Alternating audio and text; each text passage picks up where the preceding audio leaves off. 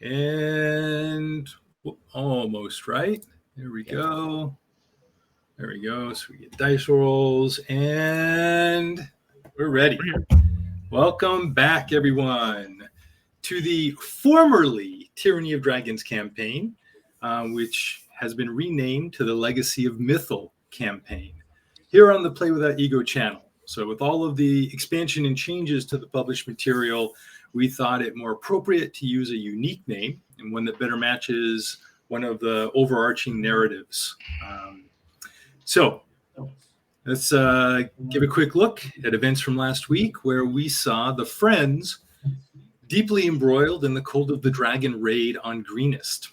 So they finished off a second group of cultists and kobolds that they had run into and continued moving toward the keep with the family of townsfolk riding on two of their horses. But between their group and the keep were groups of kobolds, cultists, mercenaries, and some dragon lizard-like creatures. They also saw a guard captain trying to help a group of townsfolk running to the keep from the north. So Spot and Luna in the form of a giant hyena rushed forward, and each of them took on a group of the raiding force. Jinx taunted the cultists, while Alamir, in the illusory disguise of a black kobold still, created an illusion of a small displacer beast to draw the attention of some of the raiders. In the ensuing battle, Spot fell to the second of two rocks dropped on him by a winged kobold, and Luna's giant hyena form was severely bloodied by a dragon claw and some mercenaries. But Alamir's illusion draws the attention of more enemies, as Jinx then rushes forward to assist the family as they attempt to dash around all of the groups and reach the entrance to the keep. And at that time, archers on the walls began to assist and took out some of the raiders, including the winged kobold.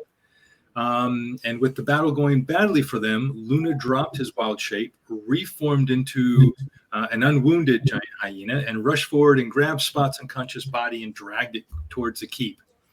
Jinx saw the family making their way on horseback to safety, and Misty stepped onto the wall. And Alamir, seeing all of his friends make their way to safety, began moving away from the keep and looked for a better way to make it there himself. Spot and Luna made it to the keep with the help of an acolyte of Shantae, who healed them or who healed Spot. And Alamir ran by a group of raiders to the north, ignoring commands from their leader, and dashed to the keep, dropping his illusory form just as the defenders were about to attack him.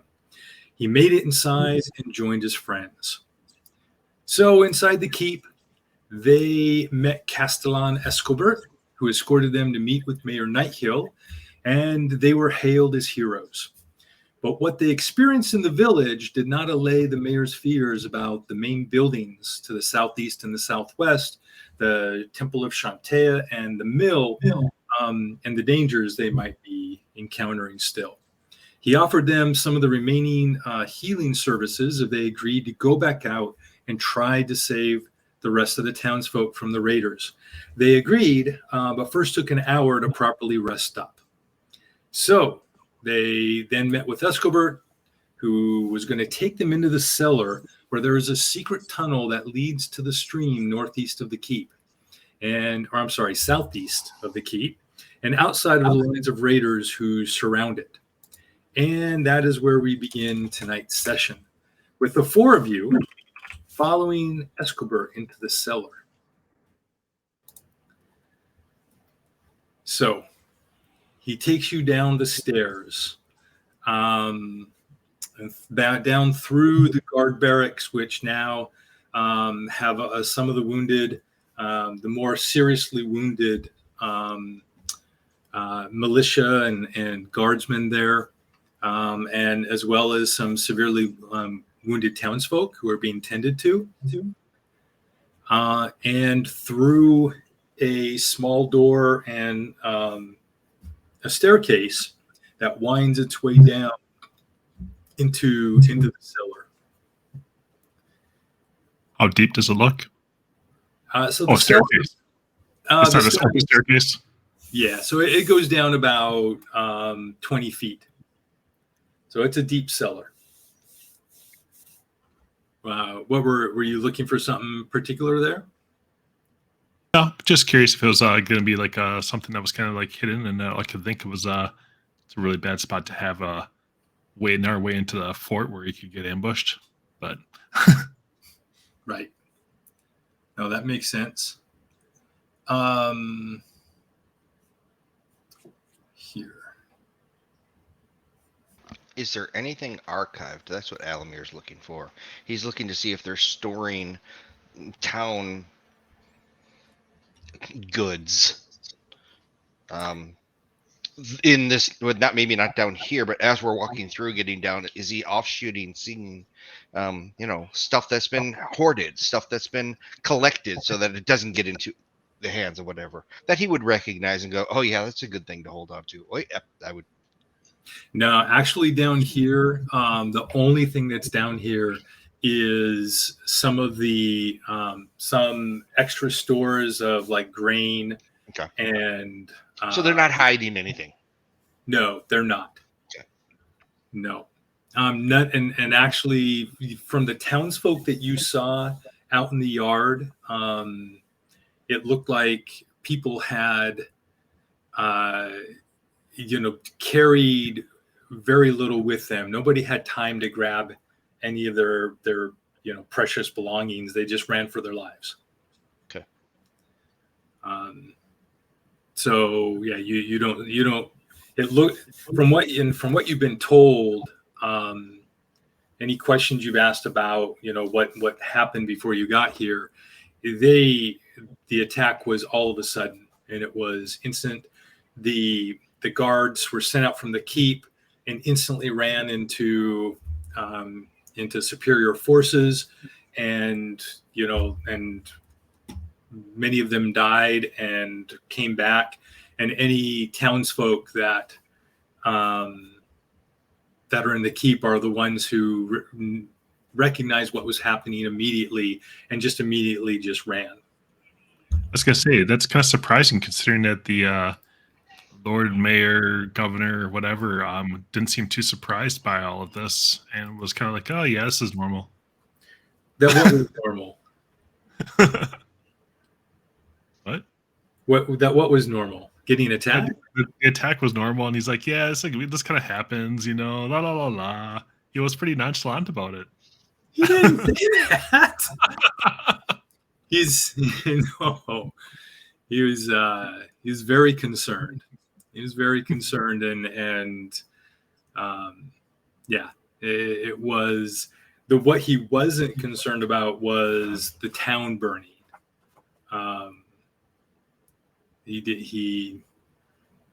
They're looting, and they're definitely endangering and hurting and even killing people, and that's what he's concerned about. So yeah, his nonchalantness would have been for the looting and the loss of monetary goods. He cared more about the loss. He cared about the monetary goods. So you get to the bottom of the basement, and you walk through down in one of the aisles for the of crates and barrels of backup provisions. How dirty is it down here? I'm sorry? How dirty is it down here?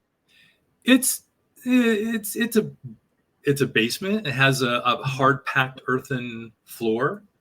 So, it's not super, there's cobwebs. It's not super clean. Being by a river, I'm assuming there's moss and stuff growing too around the area because it's probably damp. No, actually. So not here. So you hear footsteps from behind you as you're following Escobar, and you turn around and you see Governor Nighthill, and He says, "Oh, I just want to wish you luck. Y'all be safe out there. May the ladies smile upon you. Save who you can, get them and bring them back. Oh, and he reaches into his underneath his cloak. He's still got his left arm all bandaged up, and as he's reaching in, and you see like one of the other acolytes of Shantae is like running up, and he's like, get away from me, girl. I've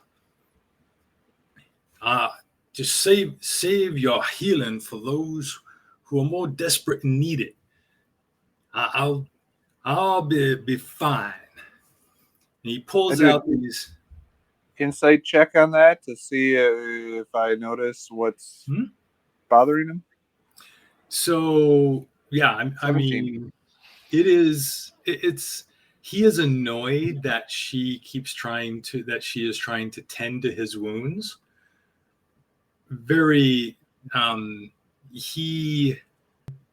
Are his wounds mostly superficial, but is there something more that he has gashes on his head, but nothing super deep, and his arm is in a sling, and it looks like it's completely unusable right now. But I mean, he's not in danger of dying. Are his clothes wrecked like everybody else's, or is he keeping the up look of higher than others, snooty and all that? No, his cloak, his boots, his clothing are all dirty and scuffed and blood on him. Like he has not. It's very obvious that he has not changed since he went out with his men in the beginning of the raid. My medicine check probably won't tell me this, but did he? Does it look like a dislocated shoulder or something that I might be able to help just pop it back into place for him? Can't really tell, okay. But there's a good amount of blood. Like the bandage that it's wrapped in has been soaked and caked and it hardened, and the blood is dried. Okay. So he pulls out from underneath his kind of his cloak and an inner vest these 3 vials of dark red liquid. "I have a few items here from my personal stash. I'm saving a couple for helping any who show up in desperate need, but thought that these could help y'all help Mother Elanya and those who have sequestered in that temple.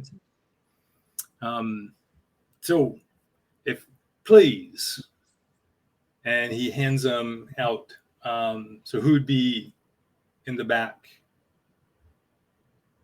Who would maintain them? Oh, you mean like in the back of the group because he's in the back? Us? Yeah, closest to the stairs still. Like who would that be? Would that be you, Elamir? Probably myself, or I don't. The druid would be up front. You'd be up front, and I don't know about Jinx. I'd be. Alamir's probably one of them in the back. Alamir's probably closest back. Yeah. Yeah. So Jinx, he like takes a couple of steps into the cellar and hands him, reaches out and to hand you the 3 vials. To Jinx or Elamir? To Jinx. If okay. Jinx is in the back. Okay. That works. So I got 3. You said 3 of them. Yeah. So there's 3 just potions. Look at them and I go, "What are those?" No, they're potions of healing. Just use them wisely. Hopefully we'll be able to bring them back to you not used at all. That would be. There are plenty who need them, so that would be helpful. All right, and he turns to the acolyte next to him. "All right, girl, let's go upstairs and let's find you someone who truly needs your help." And he begins walking up the stairs. So, Escobert, you hear at the back of the room, you hear this kind of open some keys. You hear Escobert cursing a little. Wow. I can't. Oh, which one? Oh, there it's got to be this one. And he's trying to key. It has been so long since we've opened the door. I don't even know if I still got the key. He's trying to find the right one. He goes, "Oh wait, what about this little one here?" And he puts it in, and it goes, this click, and he's like, "Oh, I think it's stuck. Someone want to give me a hand?" I'll help pull. And vicious mockery from the bard in the back there. Well, no, I just figured I was giving him a hand for find the right key. But it's definitely mockeries. It's not vicious though. So so Luna, you and Escobert pull on the door, and it's stuck. You can tell it's a little rusted, and then force it open, and it creaks really loudly, and there's this wash of air that hits you that is full of like mud and you can smell the mud and the moisture from the river as it hits you, and looking down this tunnel. So it's a small 5-foot tunnel, maybe a little larger than it's finished with hardened clay bricks. So it's maybe and it bows out and back in, kind of like a 4/5 circular tunnel, right? So that just the bottom fifth of it is flat, and so it's only about 4 3/4 feet high. So the taller it's people, like a crawl space. Yeah. So would have to duck down a little bit and not hit their head. Down. You see and hear there are additional small little right outside the door are additional small barrels and crates and some tools and stuff leaning up against the walls that you kind of have to squeeze through for the first 15 feet or so.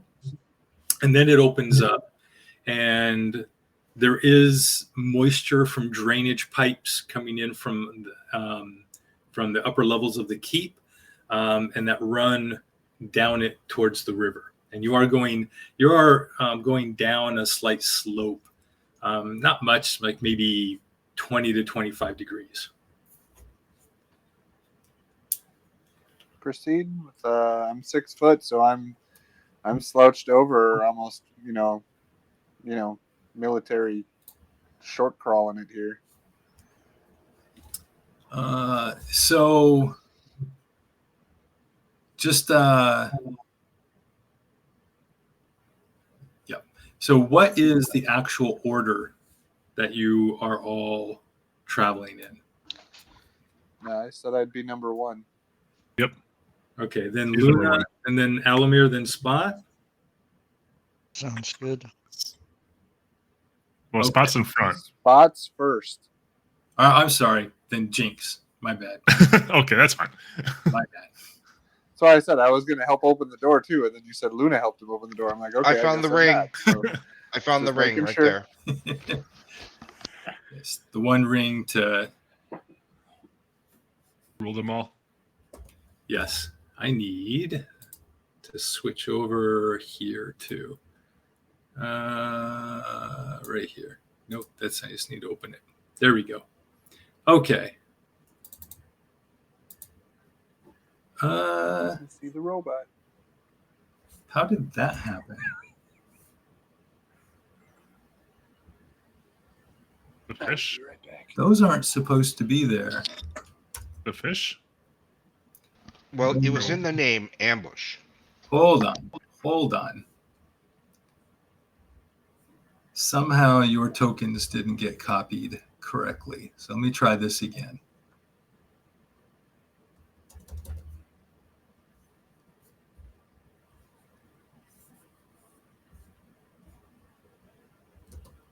There we go.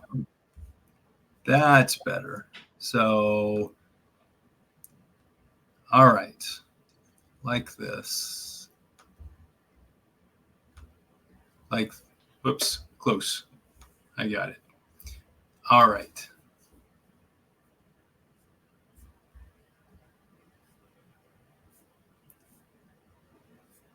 Okay. So,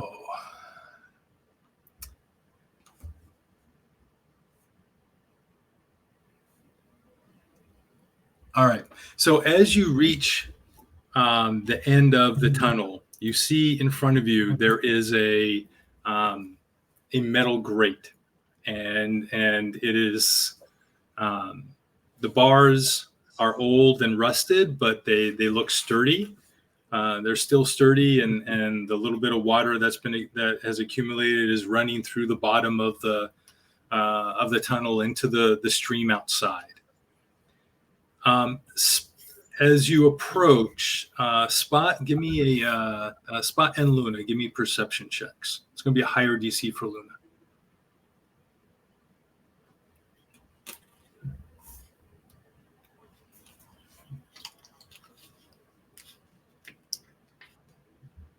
I do have proficiency in perception.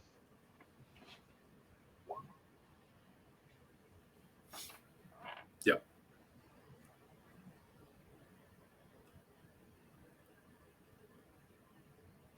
Oh, Did Spot leave? did we lose? We lost Spot? Okay. Well, I don't know if we lost him, but I'm back. There we go. Perception check, please. Just had to go get a drink. Yep. Perception. Yeah, now my perception sucks. Cool. That's a 6. So you see the I'm fighting all the overgrown weeds in the tunnel as I'm pushing through, and I'm not really listening very well. well. There's the water. There's the rushing of the stream in front of you, and you kind of are focused on the grate that's in front of you. So it doesn't look like you could break through it, and it is locked, which you were not warned about by Escobert or anyone else. It looks like there's an old padlock holding the grate closed on the bottom, on one corner.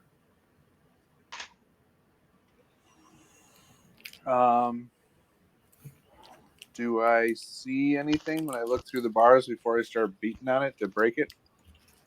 Go ahead and make another perception check.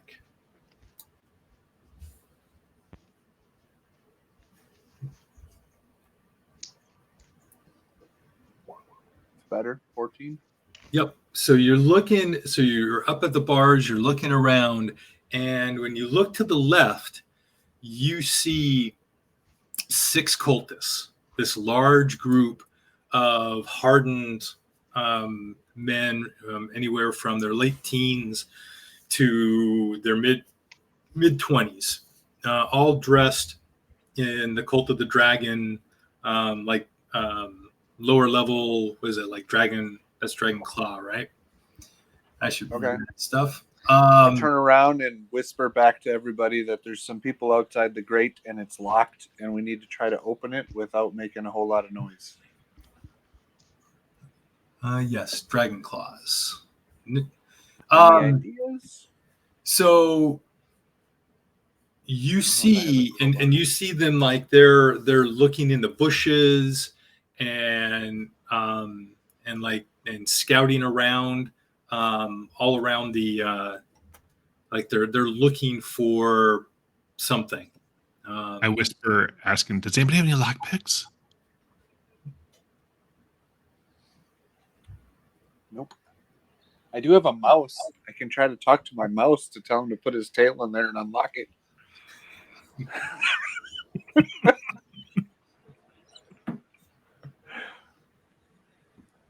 I'll whisper to my mouse.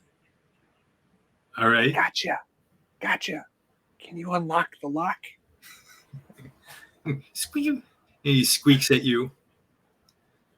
Animal handling of 8.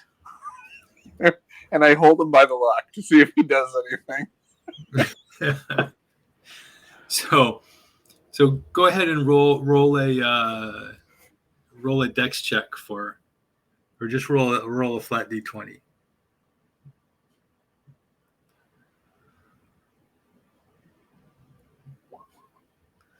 Yep. So he goes up and he sniffs the lock, and then goes back to sniffing your fingers. Puts his hands up like this, like give me a treat. Yep. A lot of cheese, fine. And I put him back on my shoulder, and he crawls back into like a little pouch behind my head. I will try to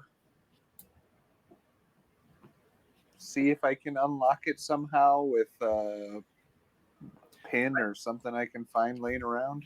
I thought you had thieves' tools. I do not. Oh, I thought that they came with your background. But I have a disguise kit for my background, not thieves' tools. Okay. Make a investigation check.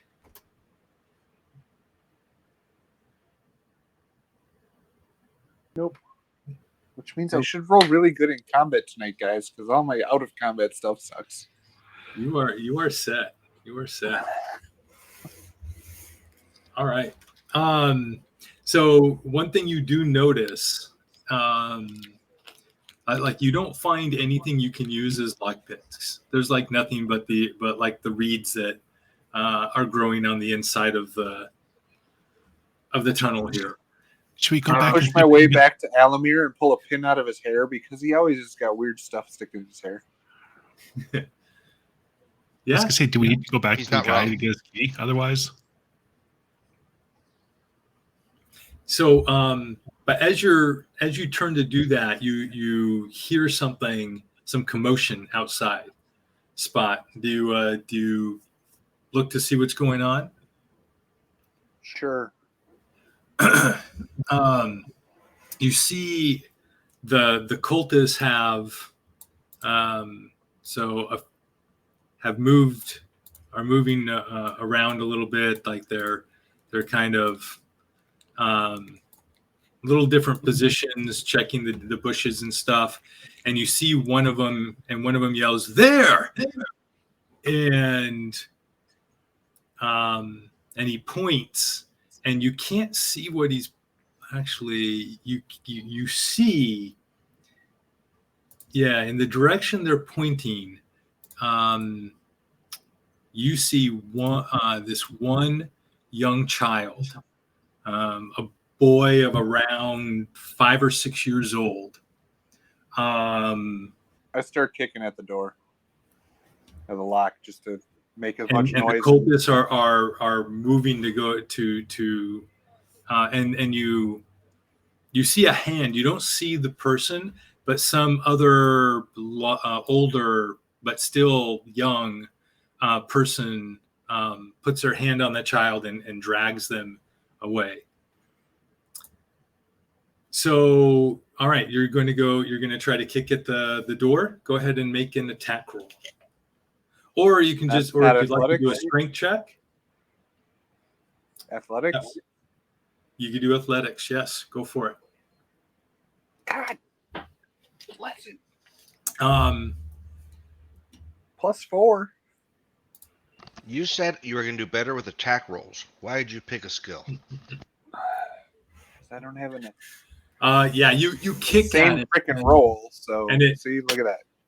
And it clings, but is held fast by the lock. So my second attack, because I have 2 attacks, boom, boom. Both don't do anything, I assume. No, you hit it, like you definitely hit it, but you're unable to break through. I mean, it's rusted. You think that you could with a good kick or hit, you could probably break the lock and bust it open. But If you I haven't get been able another to chance, so I'll far. try. So, all right. So that's the first round. So we're going to, let me just, because things are happening while you do that. So I'm going to move, and we're just going to move like this. So none of them heard me banging on it that would turn around and come back? Nope, that's what my roll is for. They were very intent, and the sound of the water, they needed a little roll a little better, so nobody thought anything of whatever noise you made. All right, next round. What are you doing? I will try to attack it twice again, I guess. Okay. Can I assist him? Give him So advantage? there's not enough room for you to assist. You do have guidance that you could do, right? Or do you? No, you don't have guidance. Nope. No, Okay. that would be inspiration from the guy in the back. All right. You get a nice hit in this time. So go ahead and do your second one, your second attack. The first one was a 10. The second one was a 14. Oh, you did do 2? I thought. Yep. Then what happened to? I only see 3 attacks. Yeah, because my first one was athletics, and then my second one I did you're the right. attack roll last time. I see. I got it. Got it. So all right, 10 and 14, which are solid hits, for 9 damage. Let's see, 10 with 12. All right, that's that. Your last hit, you get a nice solid blow against the metal, right down towards the corner where the lock is, and the lock just snaps. And it's still blocking it from being open, but at least it's snapped apart. The metal is snapped so that you could twist it and take it off. Turn to everybody and I go, they're taking another kid. We got to go get him. And I rush out. Okay. Let's go ahead and let's do some initiative here. Let me open it up. And let's do some initiative.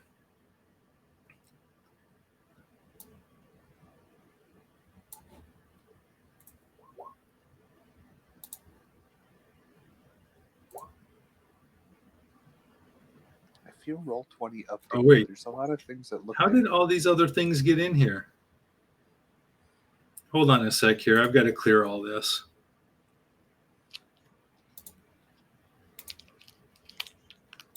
Should we roll What other again? things got in there?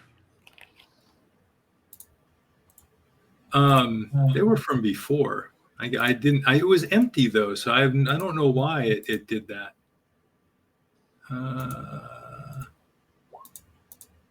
Whoops. Okay. And Alamir rolled a 19.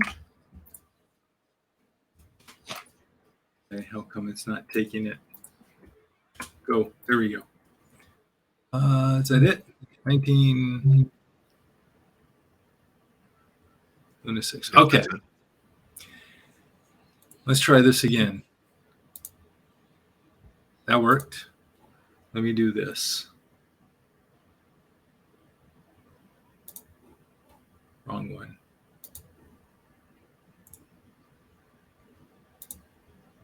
Okay, that worked. Let's do this.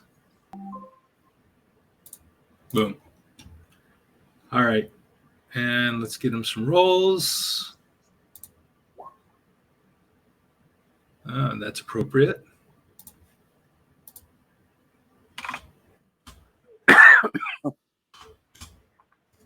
Okay.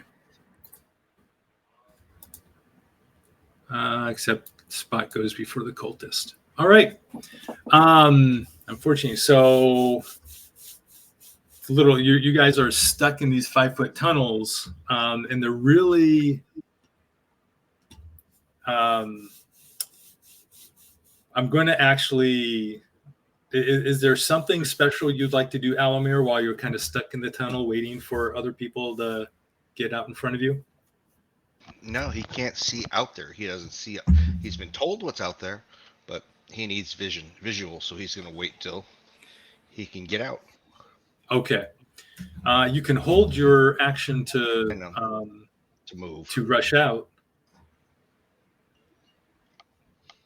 to dash. No, he's just going to hold. He's going to hold his turn. Let everybody else except for Jinx, unless Jinx Do you wants need to squeeze by to me. prep anything Mm-mm. that might have gone down before in our hour rest? No. Okay. He knows what he wants to do, but he can't see what to do out there. He'll figure it out. Got it. Spot, your turn.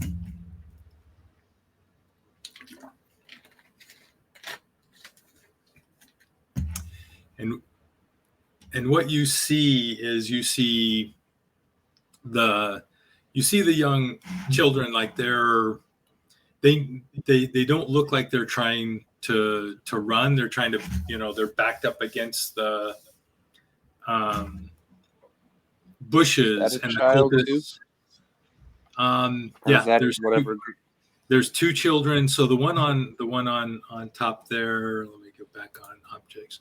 So this one child, on the back, that says child. the one and that you says saw child. before is this one up here, the young boy. This is a slight, like maybe a year or two older, a girl. And then you have this like a 13, 14-year-old teen male who is standing in front of the other two. And they're just like, they're backing away, but I mean, they for some reason they're not trying to run. I'm assuming there's got to be people on the other side of them.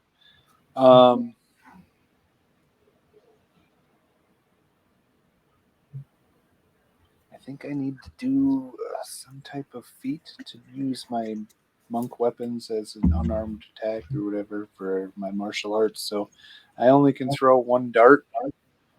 I guess I'm going to throw it at that guy right there. Okay.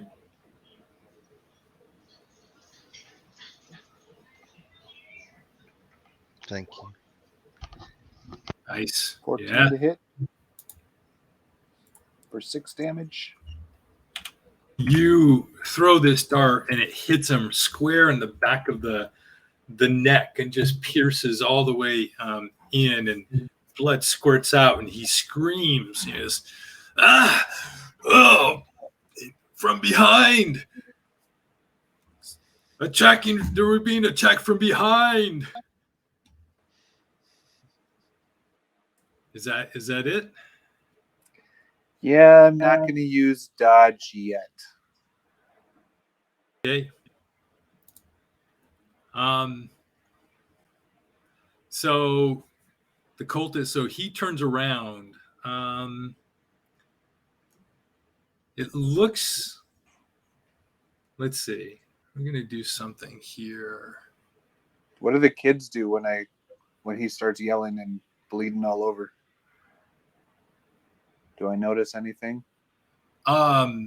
So the teen in front gets a obvious look of hopefulness on his face. Is he only concentrated on the 6 of them that I'm seeing, or do I see his head like looking back behind him down the river the other way at all?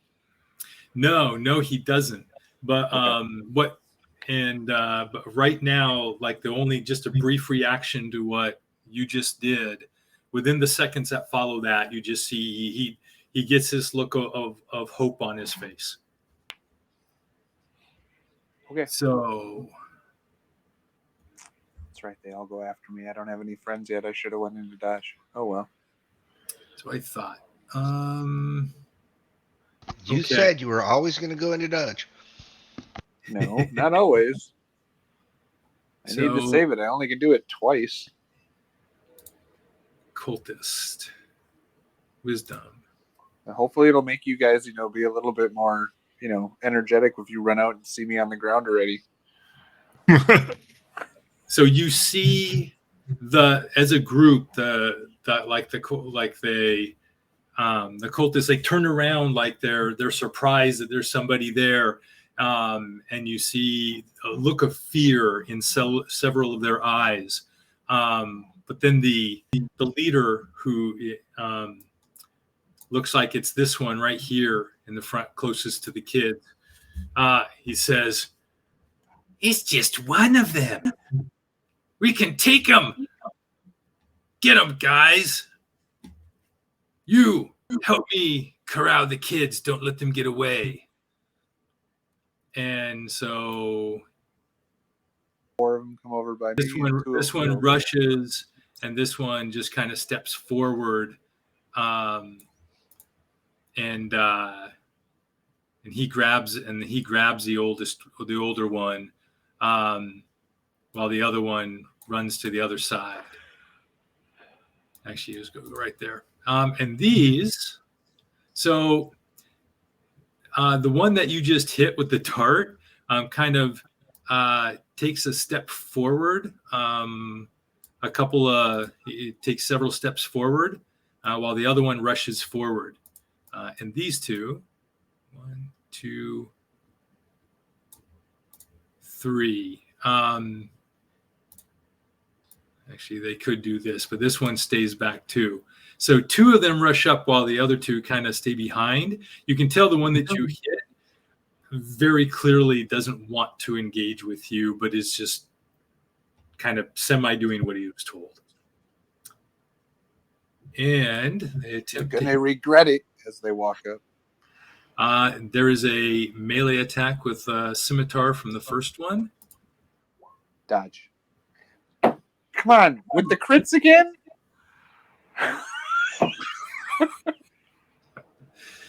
Oh, It's okay. I can always change and bite you and drag you off the field. So that's 8 points of damage from the first scimitar attack. The other one strikes out at you and misses. Yeah, first one just gets a solid slash across your chest. And that's their turn. Jinx. I got this big guy in front of me. You said I can't squeeze past him, right? I'm kind of stuck behind everybody. Yeah, you're definitely stuck. I'm not that big. I'm only 5'2". Yeah. Yeah. So I'm gonna wait for them all to move out. Once they get out of the tunnel, I will follow out, but I have to wait for them to move right now. So I'm kind of like, go guys. Are you want to hold your action to dash Basically, out? can I whatever it is that I restart myself to put myself in the bottom of the list so I can, go after they all move. I don't care where I'm in the turn order anyway, so. Okay. So this is a good time to talk about this. I'm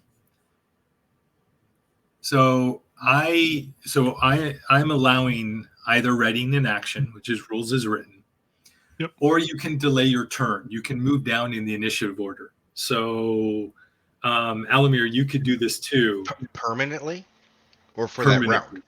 It would be permanently. Yeah, I would do that. Yeah. So then, put me at a 0 or 1. You want to be right after Luna, so you could go down to like 5. Sure. Yeah, you have to be in front of Jinx, so you can move and then she can move. At 4 then. There you go. So whoops. So that is now your permanent. That's fine. All right. So Luna, do I go before the teen, or do I? You will go after the NPC. You. Yeah, technically you will. Yes. Okay. All right, Luna. What do you do? So I have a couple of questions here before I take my action. Yep. This tunnel's too small for me to turn back into a hyena. Oh, yes. Correct? So once I get outside, if I turn into a hyena, do I have the rest of my 40 feet, or do I have the additional 10 foot of the hyena movement? So the way mixed movement works is whatever you have moved up to that point, which in this case you'd have to at least move 15 feet. Yes. Get subtracted from your new movement. Okay. So you would have the increased movement. Okay. So I'm moving out 15 foot. Yep. And then I'm turning into a hyena. Okay. Oh, hyena. Sorry. Let's get hyena. Hyena. Actually, I think I have hyena in. Hello. In the master? I think I kept it in the master.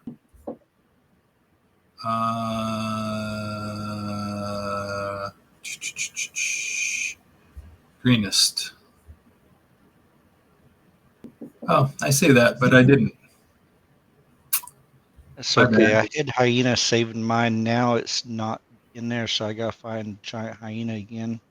Hold on a sec here. Where did he go here? I've got They updated where the I update, just go so there's and no more giant hyena. get it from fresh. I guess I go get it fresh.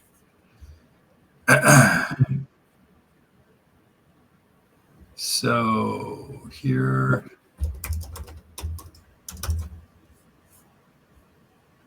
Creatures, NPCs. Wait, where did it go?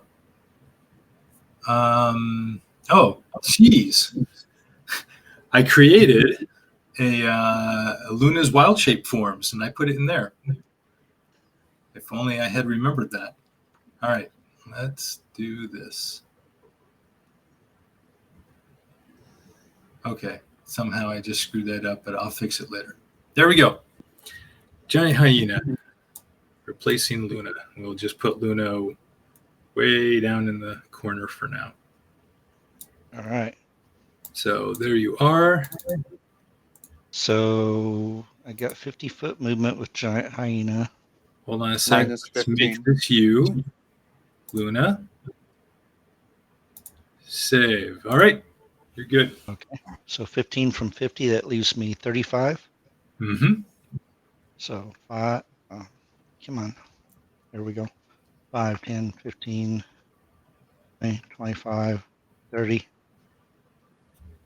There's my 35 or 30. And I'm going to attack this one right here. Got it. All right. And let's see. What do I Remember, need it's to? +1 to the attack. Yep. So I have to do bite. There we go. Normal roll. So it'd be 18 with 9 And, piercing.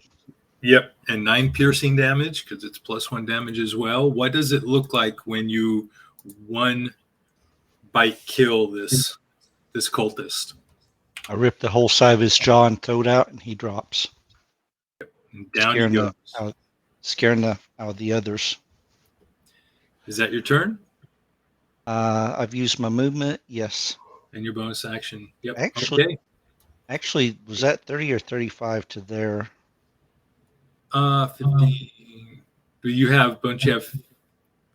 That was 10, 20. That was 30. Okay, so I have 5 more. And if I read here right, okay. When a hyena reduces a creature 0 points with a melee attack on its turn, the hyena can take a bonus action to move up half its speed and make a bite attack. Except you've already used your bonus action this round to turn into Wow. Okay. Yep. That's twice that's happened. So that's I'm gonna move up to You right you there. are still the hyena, so your bonus action is its bonus action. Okay. I moved up there and I'm done with my attack. All right, Elamir. Since there's nobody in front of me now. 5, 10, 15, 20, 25. Can I see 25? The hyena runs up. I actually, just yell, "Get her, girl!" And then you just see her 20, bite its head up. So now 25. they all gotta be Can I- freaked out. These guys over here. From here. I'm sorry. How far are they? No, can I see Oh, can you see? Oh, yeah. That just shows a whole bunch of people in front of me. That's why I didn't know if I could. You can actually see. Technically, you can see all of them except for the leader who's on the bottom. Down there. Okay, then I'm going to this dude. I'm gonna Lightning fire. bolt. Light, not fireball. Fire, get it right. I'm gonna do one of these. This is where you just need to change your elemental thing and make it a frost bolt instead of a fireball. There you go. A And I firebolt. missed. And then so I'm gonna take 5 more feet and just go boop. There you go. That's it. Done. All right. The teens, like, so far, like, they're actually let's do something here. The commoners, probably not likely to work, but let's try some. Yeah, no. The look on hope is still on the oldest one's face, but they're still just petrified with fear. And so they do nothing. Jinx. I'm sorry. I 10, 20, 30.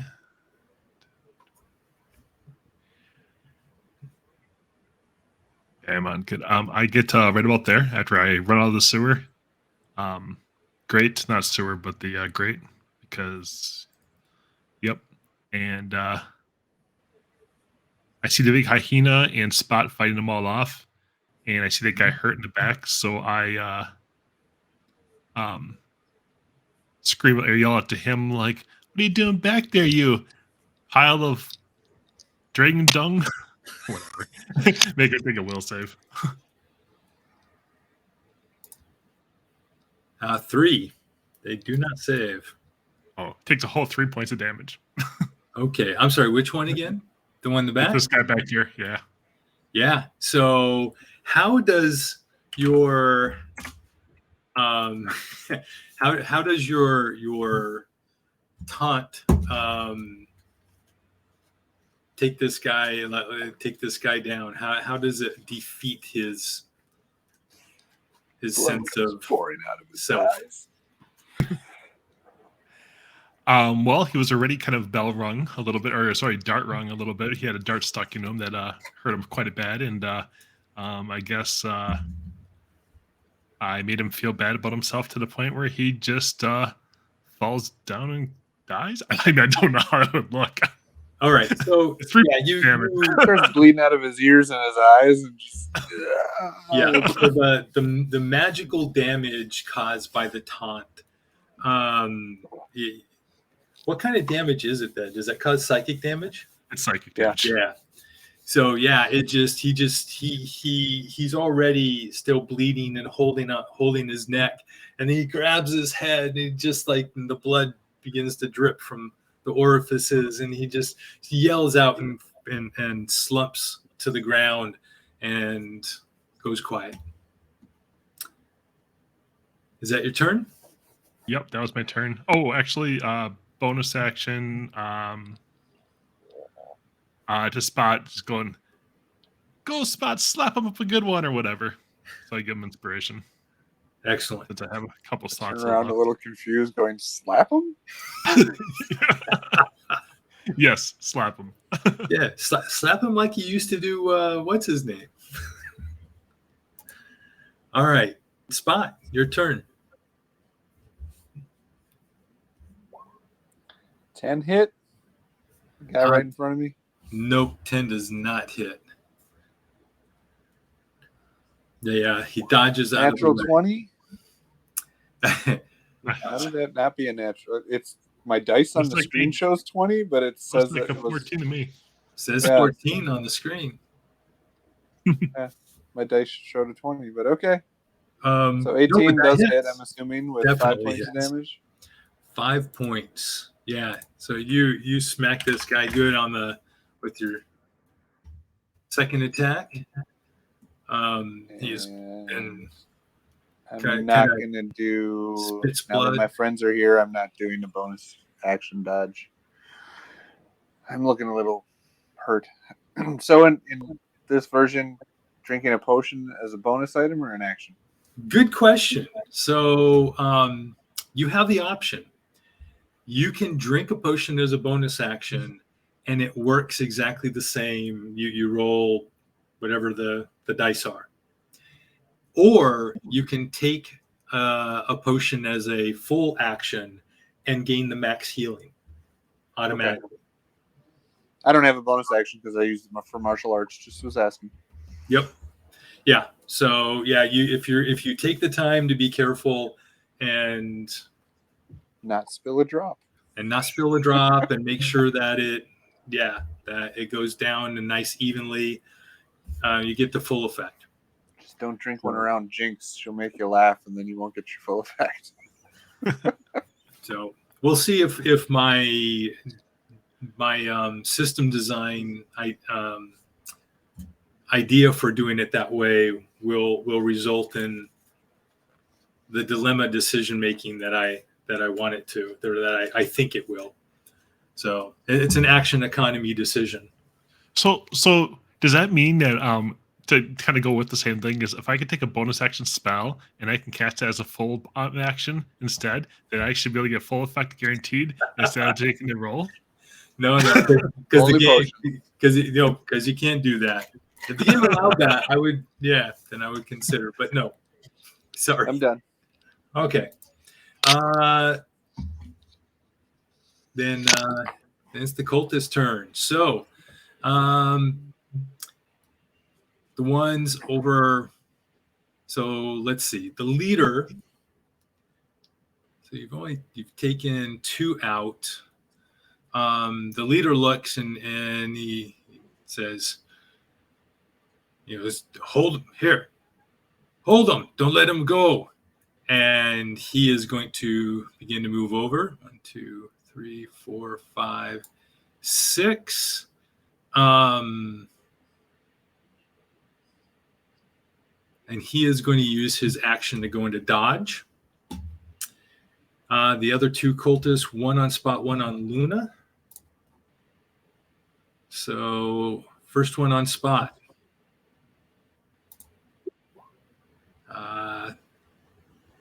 Hits you for 4 damage. 4 slashing.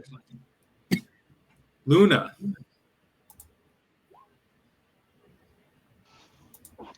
You get hit for 4 damage as well. Okay. Here. I'll just apply it here real quick. Okay. Sounds good. And Luna, it's your turn. All right. I'm going to attack this one here first. Okay. Did I get hit again? You did. For 4 points. So it's 19 hit for 13 piercing damage. For 13, yes. So you, once again, you attack and just rip the rip the guy's upper body, just tear him to the ground. Okay. Now I'm gonna rampage. Yep. Move there and attack this one. Okay. I have a taste of blood for 13. Does that hit? Yeah, you hit and you kill this one.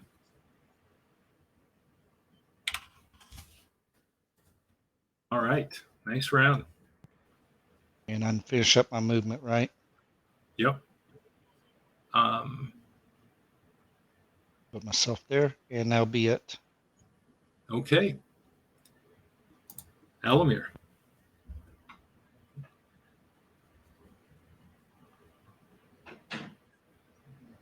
Or can I see that guy, or should I move north? You can move. You can see everyone. Okay, then he's gonna aim for that guy because he can, put this through a slot if he wants to. So we'll just do a little firebolt action. Watch this guy blow up next to him. There's actually nothing really between you and him because all those other cultists are dead. Nice. 7 points of damage. That's what's between me and him. Yeah. So your fireball smacks him right in the side. 10, 20, 30. I'm gonna move up to this bank. Firebolt catches things on fire too, doesn't it? If it's flammable. It If doesn't it's not- say it. It says it ignites it if it has a flammable object hit by the spell ignites if it isn't being worn or carried. Right. So Okay. objects, not personal things. That makes sense. So yep. So it hits him, and his cloak and the shoulder piece are smoking remnants at this point, and you can see from the side the charred flesh from the hit, and he screams in pain and lets go of the children. Gotcha. Okay. All right. And it is the teens' turn, so they are going to get another roll. You're going to get this with advantage this time. Just tell them to go into dodge so that they can't get grabbed. Oh, yeah. The teen is actually going to try to strike. He's +2. He's going to use his fist. Oh, so the older teen hits the burn cultist for a point of damage, and knocks him, and the cultist almost falls to his knees. It's a really good hit. And You got to teach that kid how to like hit at the back of the knee so they drop down and they can run away. And the other two rush to get away from the other cultists. They disengage and move back, but stay behind their the older boy.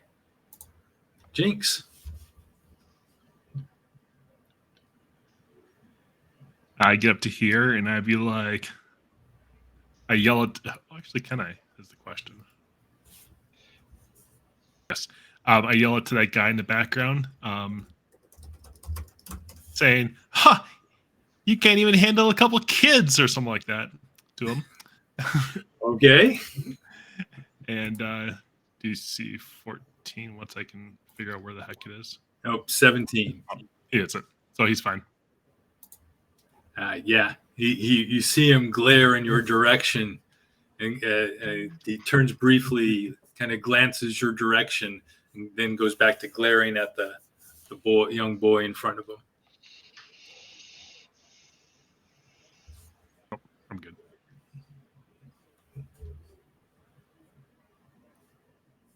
It's Spot's turn. Yep. Okay. All right, Spot.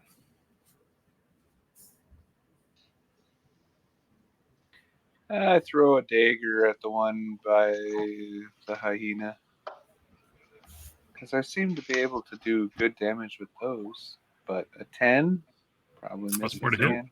Or plus D6. Oh yeah, that's right. I have inspiration. Yes. Only I need an believe 11, that. I think.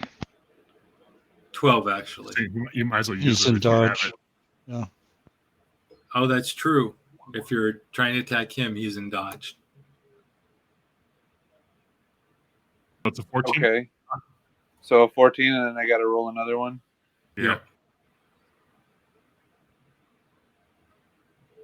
Does my other one get the D4 also? Well, they No, would technically they would both get that 4 Oh, because you that's rolled true. it for that fight. Because it's 'Cause disadvantage such on the roll. So consider that your 8 would be a 12 then. Yeah, so you hit. So for five piercing. That was 5 points of damage on either one. Yeah. And you draw blood with your dart again. Do you take a second attack? No, I have to be in melee, and I Oh. am not feeling up to running up and trying to hit him again. So I'm staying here to throw a dart, catching my breath, holding the Never side seen you out of breath where before. the scimitar is still stuck.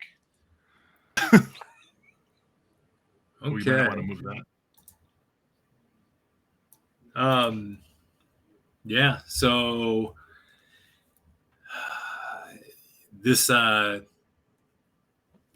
I don't have the potions because Alamir has them also, or you do, so I can't drink one as a bonus action. So you see the leader, so the cultist in the back, he disengages and backs away and then turns and runs. I knew I should have thrown it at him.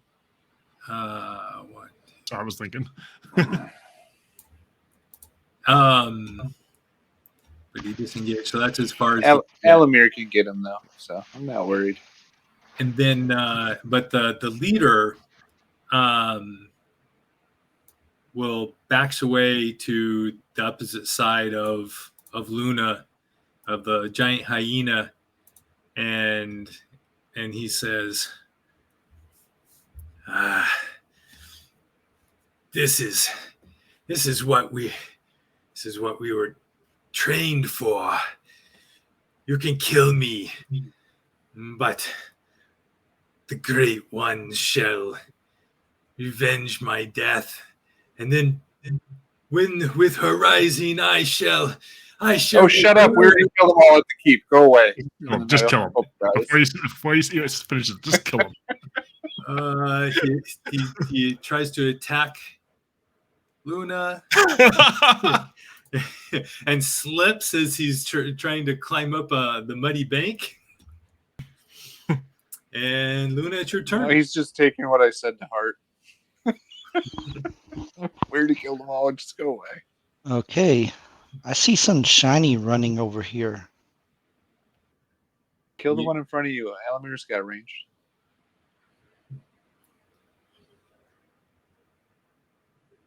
Okay. I'll go ahead and kill him. Maybe. All right. So where is... There we go.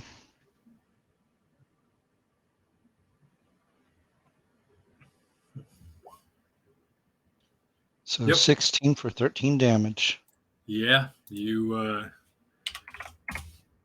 as he slips in front of you, you just snap your jaws down and just crush through him and take him out easily. All right, since I have not used any movement yet, can I move to this one and then use Rampage? Rampage, from what you just read, your Rampage is only within half your movement. So I do have a question on that then, Tom. Since he hasn't used his movement and you can break up your attacks and movement at any order, if he attacked, uses his movement, then uses his bonus action, which is half of his movement again, to attack, he should be able to get there and attack. I have a range of 50. I can get there if I just use my normal movement. Correct. Right. That's what I'm fighting for, Steve. Yep. How come that's not coming up? Here it comes. Hold on. Let's see.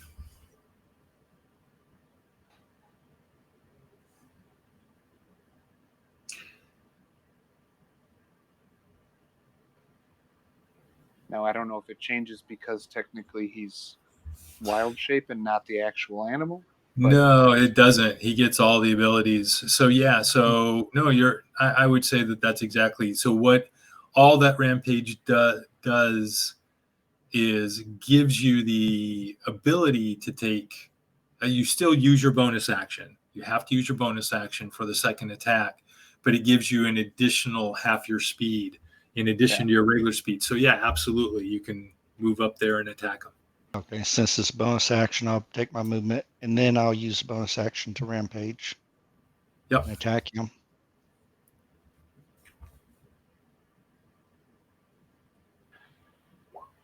Oh, yeah, 21 for 12. Oh, yeah. We got 2 giant hyenas now? Yeah, I was going to say, where'd the second one come from? That's my ghost, Shadow. We're getting attacked by that one, too. Look at that. How did that get up there? There we go. Probably because I was trying to open it to read stuff. So I grabbed this one by the hind leg and just start shaking it and ripping the leg off. All right. And that's it. We're out of combat. What about the kobold up in the upper corner? Is he coming after us too? Yeah, Alamir's gonna do a little scouting up here to see what's up here. So the kobolds up there, yeah, they are at the ones that are just, there's a group. That's the lower section. There's a group of, there's 2 kobolds with one of the lizards, and they're up on the ridge, kind of looking over, watching the keep. And you how can far away are see- they? Don't pull the whole They're group exactly from the that keep far away. back to us. That's why we took the tunnel. Right. I hand one of the potions off to Spot. I will use an action to use it. That's 10 hit points. Then I walk over to the kids and I make sure the kids are all right. And I say, Tom, don't worry about that big hyena. Wow. I know it's ugly, but So he's your pet. He's a fight. friend. yes, he's our pet. I snarl at him. I sit down and I start scratching fleas. Yeah, he doesn't bathe well. So Is there anybody else out here that's hiding like you guys? Yeah. No, is there any- our parents told us to send us to the stream to hide. They were trying to fend off some of the raiders. Wait, I don't know what happened. I didn't want to leave. They forced me. I had to look after. I had to look after my sister and her friend. There's a tunnel right over There's there no that we came out of. I would direct them that way and say, if you run up that tunnel, you'll get to the keep and be safe. We will go find your parents. Where were they last? They, and he points up the hill. He's like, up there on the.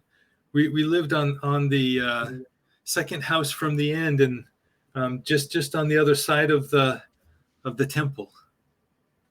in the city. Yep. Tell him in the keep. I looked at Jinx like he was going to say something, and I interrupted him.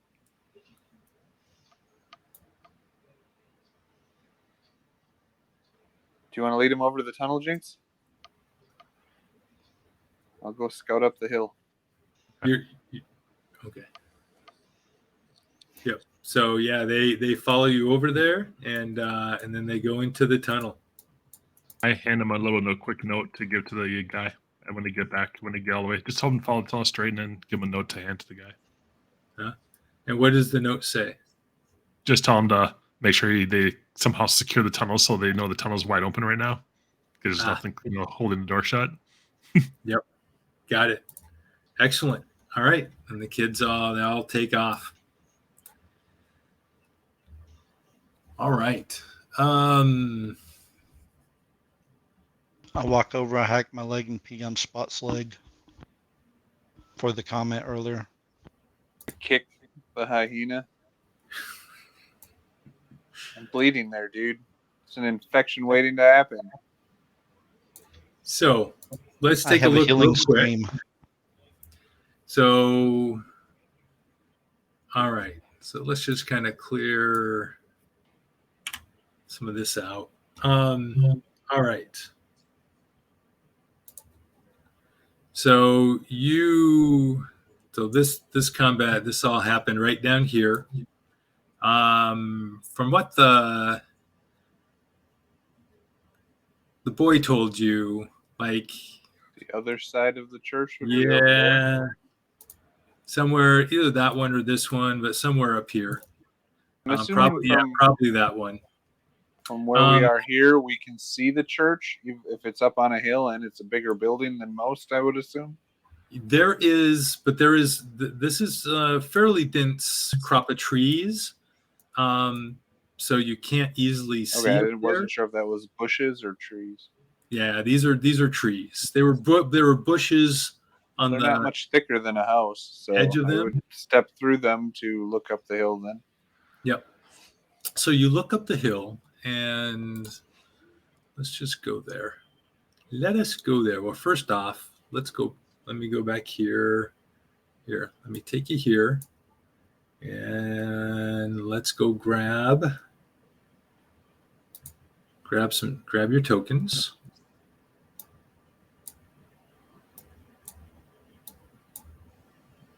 Oh, let's grab all your tokens just in case.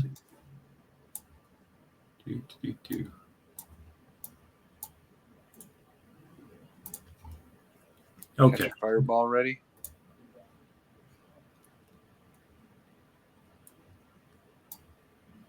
So paste. All right. We'll move Luna out of the way. And there you all are. Alamir, we need a fireball here and a fireball here. So you look through. So here's Sorcerer quick spell. Is this a cliff, by the way? This stuff right here? it is. So that is a stone wall. It's about a 3.5 foot tall, like stacked stones. Randomly thick and randomly whatever, because I can't. Like Or I like mean, a kind of like a field wall, like Yeah. from farmers picking field stones out and just putting them on top of each other. Okay, Yeah. Yep, exactly. so it's got to be semi-thick too. It might be 3 feet tall, but like 3 feet wide. Well, some areas it's 5 feet wide. Yeah, We didn't. imagine that it's a little more uniform than that, but not much. Right. Some areas are a little thinner and thicker than others. Too bad we didn't keep one of the kids to lure these over to us 1 or 2 at a time, or 3 or 4. As we pull them, Kids are in the tunnel. So, Man, kids as so- They bait. make I don't great want to bait. play with this guy no more.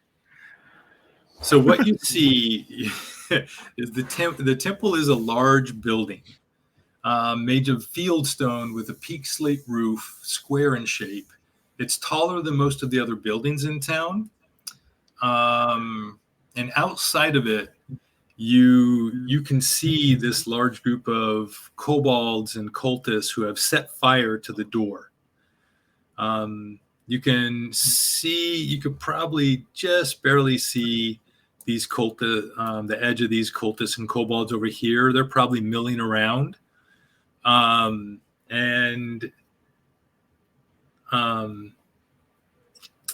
you hear rather than see some banging, some loud banging that you can easily imagine is them trying to break into the main door on the other side.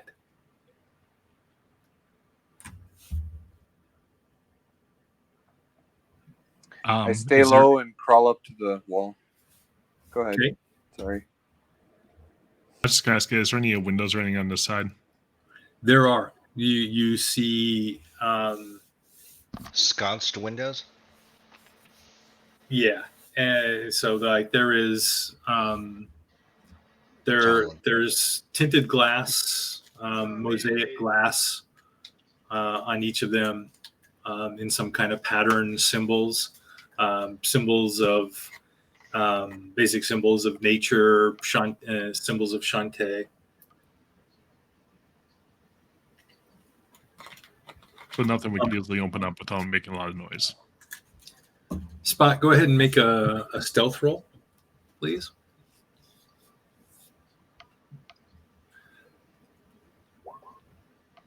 Yep, you easily sneak up and get a good close look at what's going on, and you see the fire is been burning for a little bit, and it's like they've built up. They've brought dry brush, and sticks and some old hay, and piled it up next to the door. It looks like the door has just started catching fire. Spot, you tell us any of this? Wolf hay I'm control not going to flame. shout to you 20 feet away, so Yes, I will yell. wave you forward. Alamir's going to try and get up there quietly. Okay, you can crawl up there easily. Make a stealth roll, please. I don't want to. Oh, you're not wearing heavy armor like most characters you play. Oh, that's true. Yeah, no, you're fine. You get up there and you look over. You see they're quite intent on watching the fire, and Is there any wind going out? Like not like gust of hurricane, but just wind in the area. Goes coming by and all that. Well, let's see. What is the weather right now? Let's see. When you got here, there was a very slight wind, but let's go ahead. Yeah, so the wind is blowing around, is actually blowing from. So as they all come up and I say, they just lit the door on fire. Does anybody have any water spells? So the wind is blowing from the south, and it's about a 6 mile an hour wind. Okay, well, I'm going breeze. To pop up and I'm going to put it out with control flame. Okay. So So it would take two effects, right? Because that's a 5 foot. That's a squirt, 5 foot squirt, 60 feet. So, you can do one door. One door, and then they look at it like, what? And then the other door. Okay. And then they're like, what? So while you're doing, so make another stealth for popping up and doing that. Nice. This is gonna be really tough. Yeah, you pop up and the fire goes out on the first half, and then you pop up a second time. You see, and they're starting to look around, but you just barely peek up and or through, like there's some stones on the top of the wall. There's a little break, and you can peek through and do your magic, and they don't see you. And I whisper to Luna, and I go, "Run in and have some fun with the toy dragons. I'll be right behind you."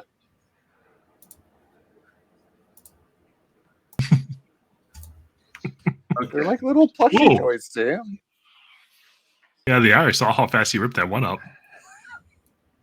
I can't. Where is it? Is it here? Oh, it is there. All right. Yeah, you put the fire out. There we go. You put the fire out. And they're looking around, and they're starting to move out. You hear one of the guys up front is like, "There's got to be someone here. Go, look, spread out." And a couple of kobolds come over here, and they look around the corner, and a couple of kobolds go. Come on, I'm waiting for the giant hyena to leap over the top. Exactly. I'm like, how's his going? I rolled my initiative. I'm ready to go. Yeah, look at Do I get a surprise attack? You pretend to be a bush. So what is this? What is the line? I was just kind of looking to see what those could see. Okay. Just trying to get idea of vision. So do I get a surprise attack? So are you guys going to attack? I'm holding my action for Luna to run in or jump over the side to throw a dart, and then I plan on running in. So 7,000 of them. That's why I whispered to the hyena to go have fun with the little. And I keep asking, do I get a surprise attack? And then you keep moving without answering. I just asked, are you going to attack? And I keep asking, do I get a surprise attack? You don't know unless you are you attacking or not? Yes, I am. They don't know you're there. That's all you know. Yeah. Yes, I am. Okay. Then we have initiatives for everyone. Let's just go ahead and throw everyone in here. Sorry about that, Steve. I wasn't as clear as I thought I was being.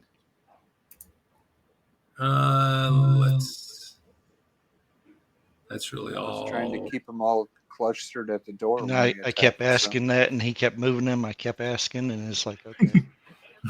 Well, I was doing. Say I'm going into attack. Do I get a surprise attack? What I was doing was I was and doing. Again, you keep moving them. This is the movement that they did right after the fire went out. Okay. So that's it. I'm done moving. Okay. So now I need. This is how I made a 3,000-pound sarcophagus and put a bag of thinning hot Cheetos. Storko, your video is coming through. I don't know what you're talking about. Shh.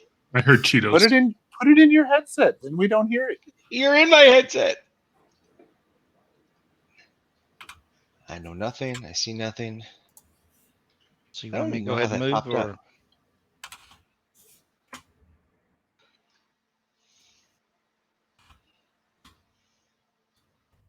or Tom's busy thinking.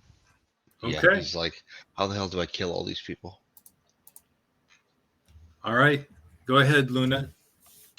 Yeah, I'm gonna run up, bebop around, but right there, that's 40 feet out of 50. And I'm gonna Okay. attack this one first. So, question. So, how do you get there without going right by either of these squares past the kobolds? Okay, so the question I have, let's see, movement. Does that not give me? Just move your token one square at a Yep. time to get where you want to go. And then that'll answer Tom's question. Run by those and then come up. So, when you move away from that one, it's going to get an attack of opportunity on you, even though it's a surprise round. He didn't move away yet, He though. didn't move. He didn't. Yep. Move it Right, but again. where he moved after that, where Okay. he ended up before, he did.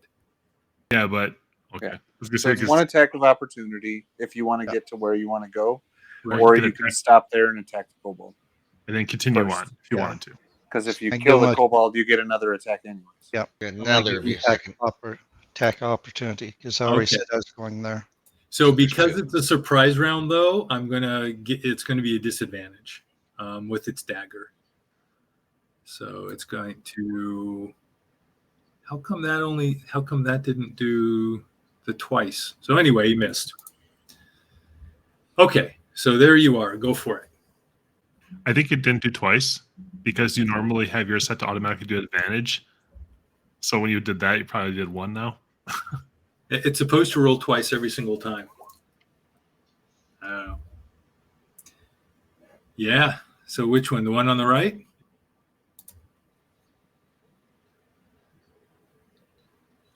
Luna, the one I can't hear you.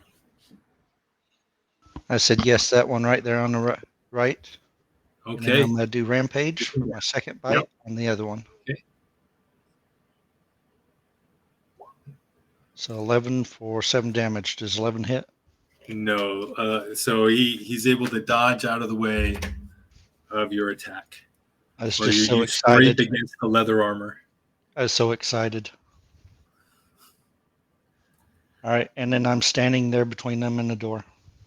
Okay. So then my held action goes that I throw the dart. Yep. Go for it. I'm aiming it at that guy right there. Because that's My- who I was going to attack. My hope is I get them all looking at me and they don't see y'all behind me. That should hit him. Yep.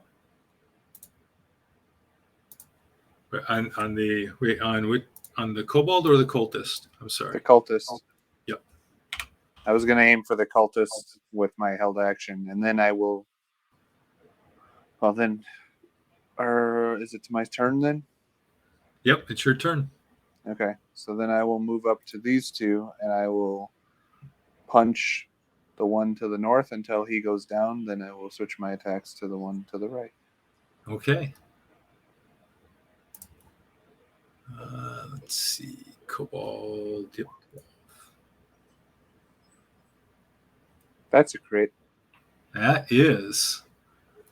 So, yeah. 12 points of damage to that one. So what is this one punch kill look like? Since these guys are small, it's just a knee right to the neck and chest area, and I just cave it in on this little dragon thing. Nice. And then I will turn around and spin by extending my foot out now and hitting the second one with the foot. All right. Yeah, very nice. And you just catch it right in the throat, and you hear a crack, and the kobold falls down. And then I will move 30 more feet to end my turn right there. Very good. Jinx. I crawl over, so that's 10, 15, 20, 30. I get a layup to right there, and then I throw a wisecrack at the cultist. Tell him he's ready. Better be ready for a fist type. Okay. Sorry. There's only so many people that know that joke. Yeah. He definitely he was not impressed with that. Yeah.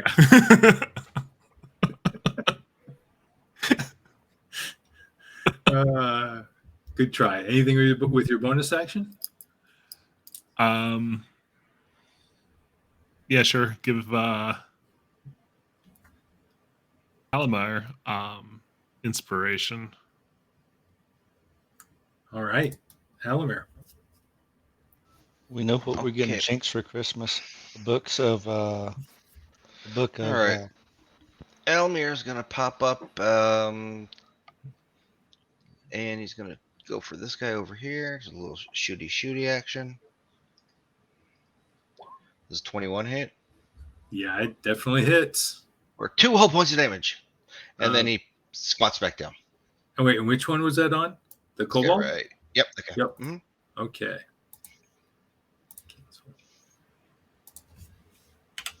Nice two. All right. Smacks him in the side. And that's it? And then he's actually going to move. He's going to move 10. He's under the wall still. Okay. So wherever it puts him, so he's over here by the wall. I was trying to get to that wall, but that's on the wall, but up against the wall. Okay, he's up against the wall. Mhm. And that was the surprise round. Top of the first round. This cultist yells out, Oh no. "We're under attack! Under attack! We're surrounded!"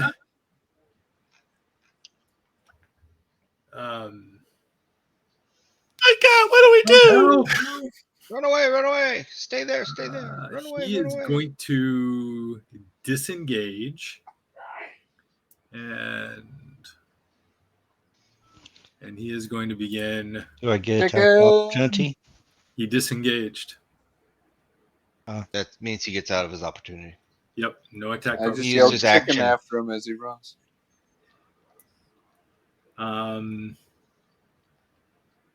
So the other ones, they are busy.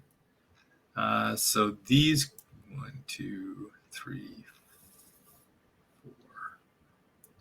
4. This one's going to just kind of. They're going to come down here and just kind of take a look. They're going to move just down like this, like that. And to affirm what this guy is talking about, and Dragon Claw, which you technically can't see.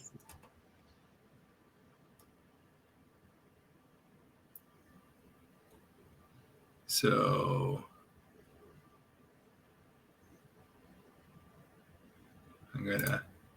you just know there's stuff up there. So I'm just going to do that. Okay. And Luna, your turn. I've got a taste for cultists already, unfortunately. So I'm going to run over here, attack him again. Okay. I don't like leaving things unfinished sometimes. And fight him.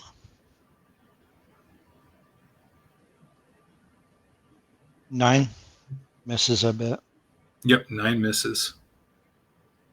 I just get too excited with that cultist for some reason. He must Why taste are you bad. getting a +1 on everything? Just out of curiosity. It's a special brooch. It's the item that he was given for joining the like how you have the magic items for Harper's. Gotcha. He has a magic item for the Order, the Emerald Enclave. All right. Is that it for? That's it. Okay, Spot. You should just modify your rolls, Steve, to add the +1 into the attack and the damage then while you're in those forms. I gotta figure out how to do that. Just I keep having to add it to my wild shape, and then I'm gonna have to make a special one to modify it.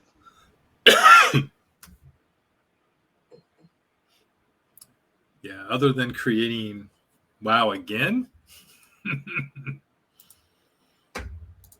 Nice. Yeah, I you gotta do. put my emote in there again. Another crit. I'm assuming that one takes that one out. Yeah. Yeah, he's gone. And I will move up. He was already wounded even. Actually, before I will not move up. No, I have to because bonus action has to be an offhand or unarmed attack. Never mind. And a 19 plus 4, 23. Yeah. For another 6 for that one. I can fight the kobolds, guys. Just don't get me surrounded by the cultists. All right. Jinx. I can't reach any of them all the way up to him, can I? 10, 20. Okay. I will get all the way up to there. And Alamir, you're keeping an eye on the other side of the building, right? the guy is running away. I'll be like, you turning slug of. I got nothing. Yeah, I that's figure it. I can You see tail over turning slug. here That's what I end on with. angle. So, DC 14. We gotta buy you a book of insults for Christmas. Yeah. All I'm not right. used to insulting things. I'm sorry. And that was against that cultist? Yeah, that's the cultist guy, yeah. Okay. Sorry, I was taking care of some stuff. He was All the right. one that was running away, so. Yeah, he did not make it. A whole 2 points. 2 points. Not that it probably matter, but he has disadvantage the next attack He he makes. screams and grabs his temples, but he's still standing. Anything with your bonus action? No, because we didn't really have a long rest, so I gotta save stuff. Yep. Alamir. All right, so I should be able to see over at this side of the building if anything's coming this way. I'm not going to move, but should be able to. Yeah. So you can't quite see all the way. no against the building. I know that, but I can see out here. Yeah. Absolutely. And you can see up to like right around here, As long as there's a line, yes.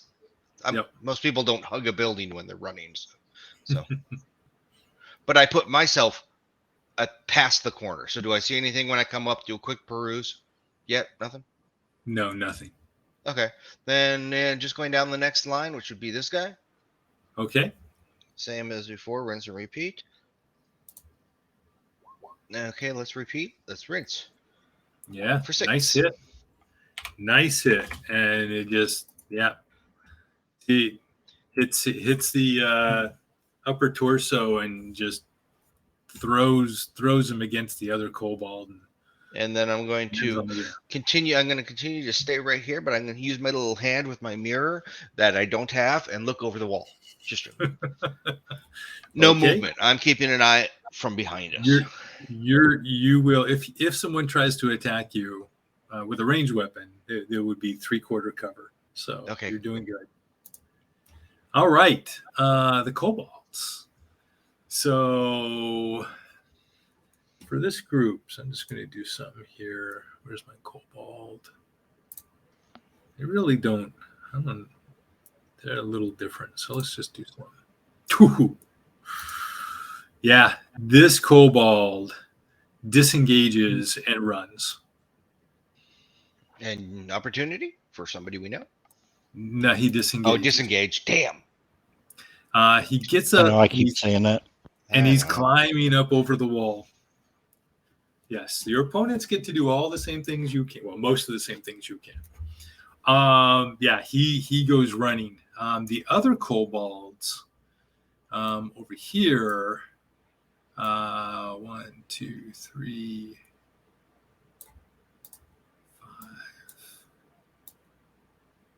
5. they begin moving down and around in a huge mass. And that is quite so. If I was in wild shape, that'd be a perfect time for fairy fire. So, Alamir, you see a group of kobolds running down the left side of the temple. Okay. All right. Do you say anything? If I can, I say something, but Yeah. can I say it as an auto turn? On I'm gonna. Yeah, on the off turn, like you can as a free reaction. I'm just yelling. They're coming from the side. They're coming from around the church behind you. That's what I say. But I'm keeping myself down and I'm waiting for my turn.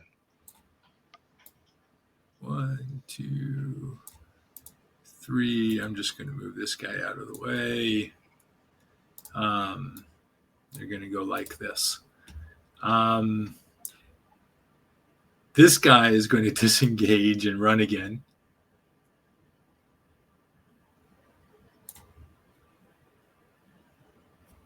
And until he's out of sight.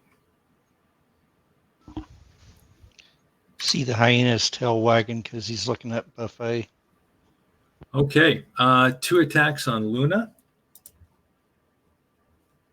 I mean, the kobolds are the cultists feel like they're in charge of the kobolds, are they not? The what? I'm sorry. The what? The cultists look like they're in charge of the kobolds in a way, right? They are. They give what you've seen so far is the cultists give orders to the kobolds. They treat them more like they don't treat them as equals.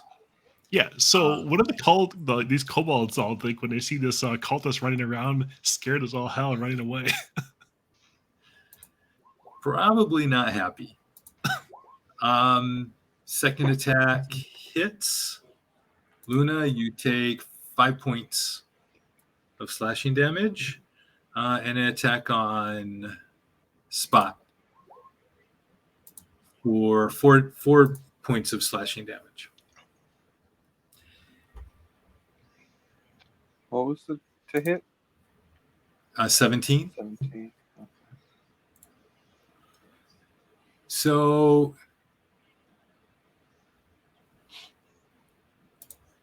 from I just think it's really cool that we have our character down here protecting our back for this guy. Yeah, we kind of went over Pops there. over the wall, Yeah. and there's a Luna right there. Here. Let's move him out of the way. You mean her? Her, sorry. We'll move her out of the way. Yes. So Alamir, Jinx, Spot. Yeah, Luna is facing away from the buildings. Jinx, you can't really see. Spot, very high DC, roll a perception check. Alamir, perception. Since you're still looking over the wall. Just barely.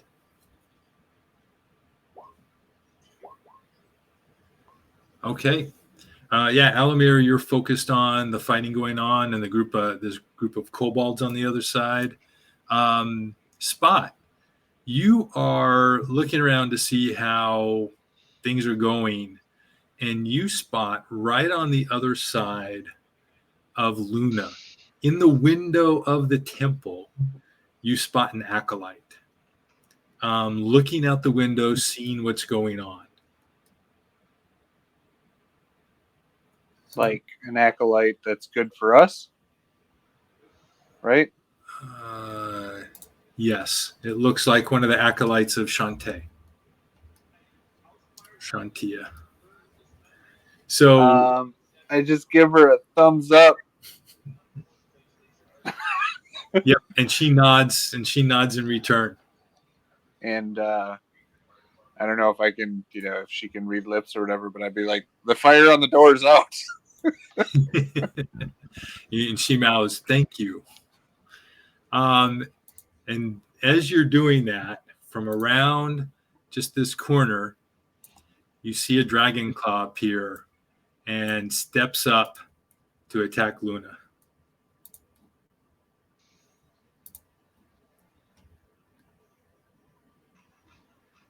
So attacks with its scimitar. Ooh.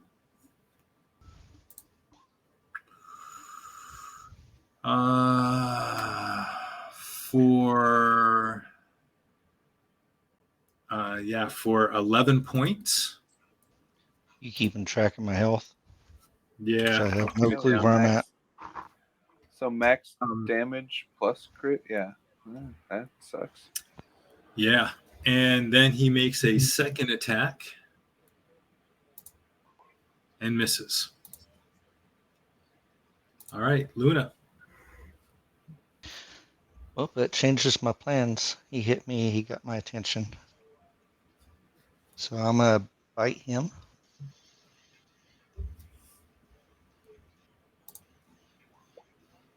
For 17, 16. Yeah. You 8 get damage. through.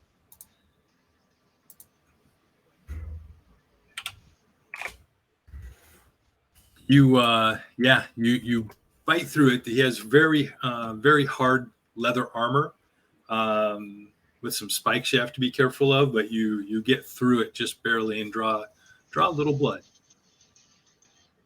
A little blood, a little bit, a few other things. He's a chew toy now. Is that your turn? Yep, that's all I can do right now. Okay. Spot. It gets annoying after having it on for so long, so I need a break. So I'm using it. I can use that break too.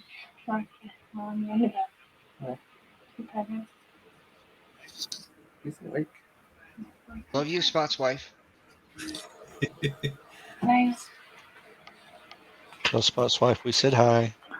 See, Spot Everybody wife, says run. hi. Yep. Run, No. Spot wife, run. No, It's my turn. You got to wait a second. I got in my sleep. You told her to wait. Oh Yep, my Because she god. doesn't want to walk on camera. Just turn the camera at her. Then you'll see her run away. Run away! Run away! She doesn't want to start her 23 for 3 that- points of damage to the guy in front of me. Okay. Yeah, that'll do it. And bonus action to go into dodge. And then I will move to here. Okay. Very good. Jinx. Probably still die, but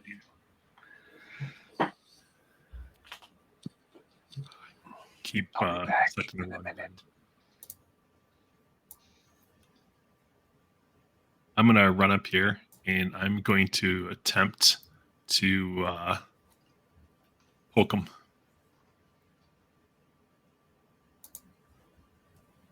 Gotta find my. Whoa. A physical attack. The first. Nope, second. Second. Whole 12 to hit. That hits. So I am 100% hitting them because my first hit was that crit where I killed 2 guys. Oh yeah. So I hit him for I poke him for 5 points of damage with my rapier, and then And he stumbles and grabs at where you just poked a hole in his sternum and he almost drops to the ground and is just swaying in front of you. now run while you still have a chance. I say that's it. That's all I got. Okay. Run while you still have a chance. Alamir.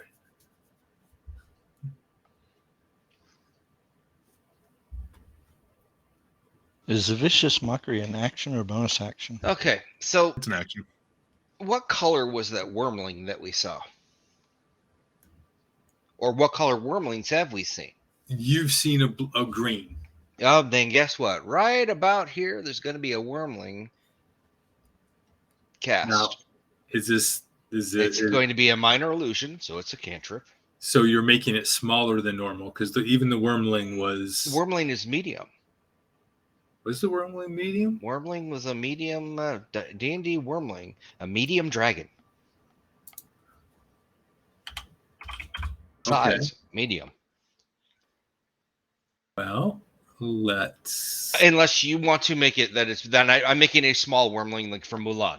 It's That's up to you fine. though. Well, I was just looking for a medium creature that I've seen, and I want to put him right around the corner. So when these guys come around, they don't run through him, but they run into him. You know what? It's not. I think if I remember right. But to do that, Tom, I actually Right have here. to put myself here. Well, let's take a look. 5, 10, 15, Yep, 20. look at that. So okay, so where are you putting it? I'm putting him right here. Got it.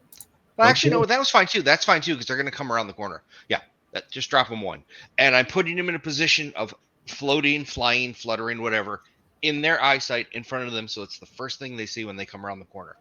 Okay. And for the fun of it, I'm not going to put myself. I'm going to put myself there, just so I have the protection of the that part of the building when they come around the corner. Awesome. Okay. You're still kind of new doing this, so but I that's why I tried to do something I've seen. yeah, I'm no, always absolutely. trying versus having to ask, would I have seen it ever? But Kat, you want me to do an Arcana? Yes, please. Okay. Just for narrative sake. Okay. So it's there, but it's there. This was 10 years ago, right? And you were 12 years old when you saw it. No, we right? also I thought we That's just a saw memory one in the that sky. burned into your eyes. I thought we just had one recently when we came out of the city. Isn't there a wormling also? No. No? Okay. I thought one. I heard that there was. There's a drakes across the way that we saw before. Yeah, right, like the ambush drakes that are over here. That's what you've seen. Okay. So it's my best what I could do with it. Well, and it looks like it could be effective. Okay. But it is nothing fancy. Gotcha. All right. Kobold's turn. So this kobold goes 10,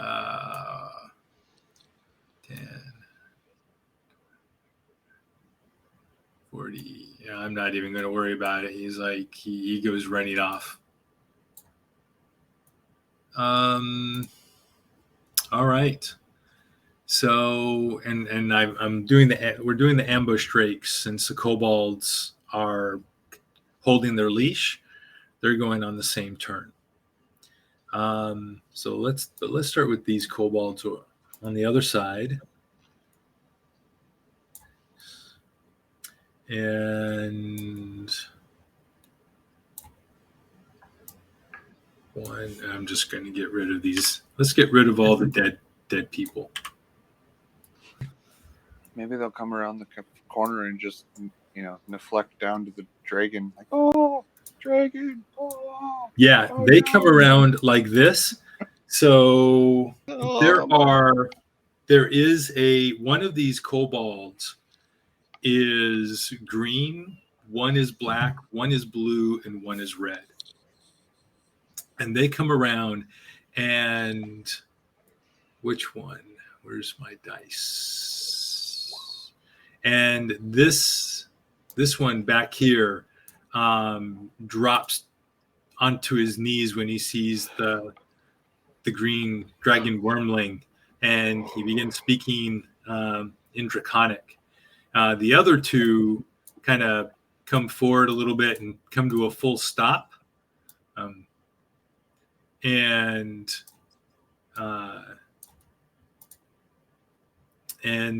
this last one does the same, just kind of steps forward a little bit, and they're just kind of standing there speaking. Alamir, you don't speak Draconic, right? Not a chance. Okay. Yeah, there you see the one in the back looks like it's kind of in a prayer pose, and these three kobolds are speaking to the green dragon right now. On the other side, this drake. So they are, yeah, 1, 2.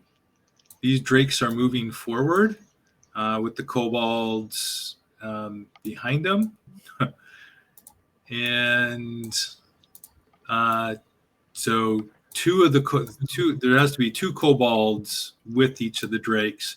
All the rest of them just kind of begin to spread out and grab their slings to try to help from a distance. All right. So, Spot, you are dodging? Yeah. Yes, I you saw are. that group. Ambush Drake. So, with disadvantage. So that's 2 misses. Yeah, they both miss you. I don't know why those aren't rolling twice. And then you have 1, 2, 3, 4. 1, 2. Are you rolling them from D&D Beyond or from?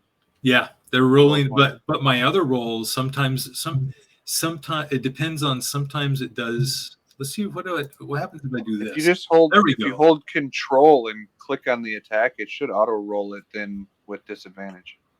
Let's see. Nope. But if I do the bite attack itself, if I roll the actual action as opposed to just the attack itself, it rolls twice. Yeah. All right, so we're going to have 4 attacks on. Well, actually, I'm going to do a perception check. Just roll a d20 here. Nope, nobody has noticed Jinx yet.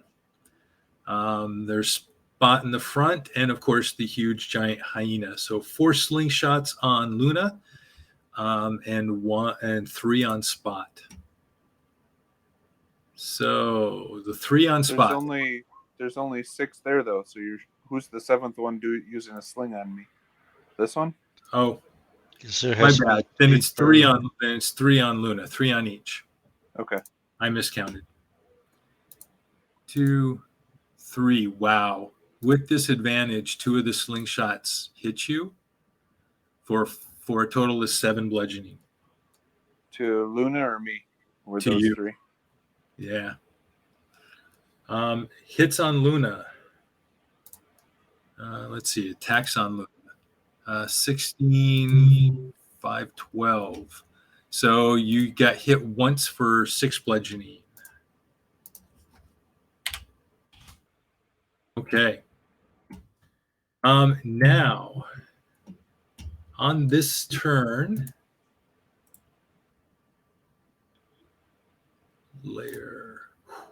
stepping out of the door to the temple.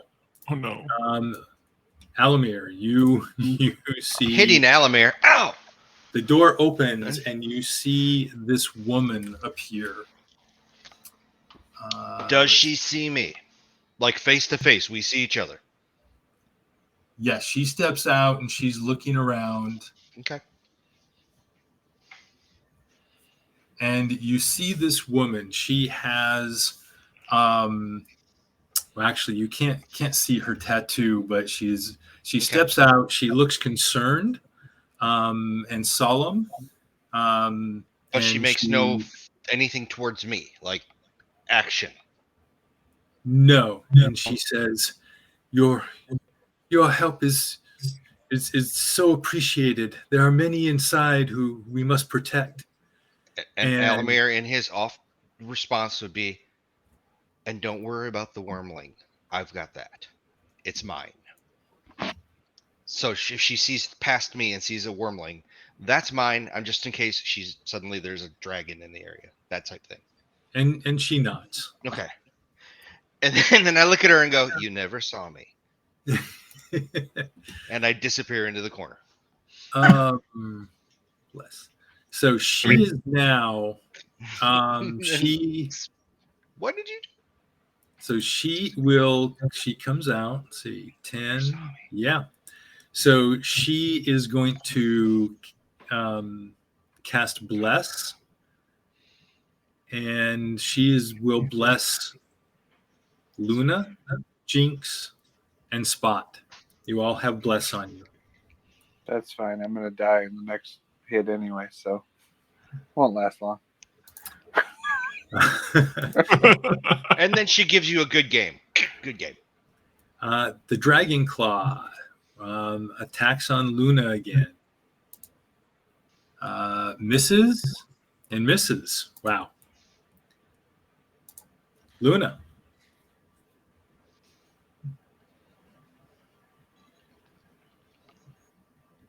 Can't hear you. Can't hear you. But we gave all the potions to Spot, right? I'm gonna attack him first. Nope. I got one potion and I drank it already. Master potion. You got it. Yep. I cannot hit a cultist. What is up with that?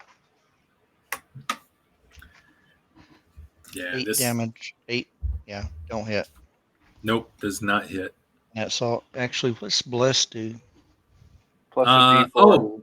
So bless adds a D4. Yes. But what are you attacking? The Dragon Claw or the Cultist? What's the cultist? Yeah, take an easy one. So Yeah. roll the D4. Yep. Get a 4. Get a Yep. 4. Get a 4. Get a 4. No, a Uh, 4. Nope. So that's Still 9. misses. All right. And that's it. Okay. Spot. Hold on, I was setting up my bless attack. How do you add that, by the way? I was just adding a custom action for my actions. If you go to Beyond 20 settings, there used to be, I don't see it anymore, but let's see, advanced options.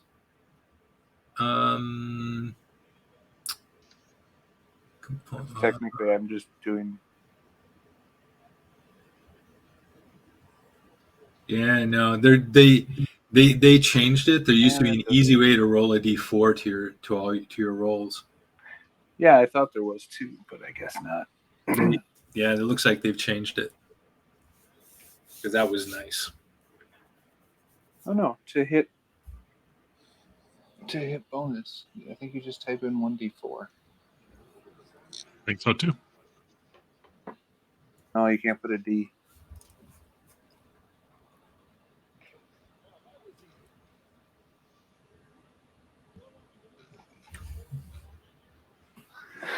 Okay.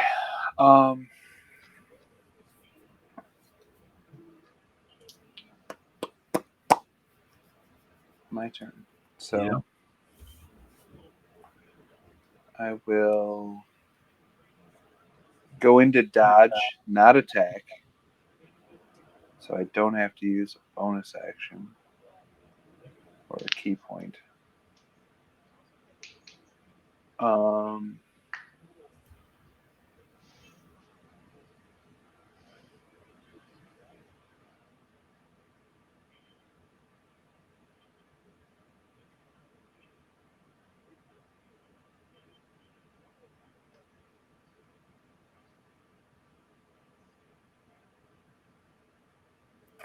Yeah, so I'm just gonna go into dodge. Okay.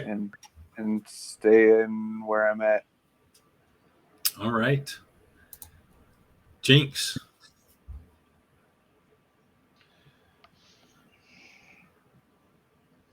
Can I add a D4 to all my dodges?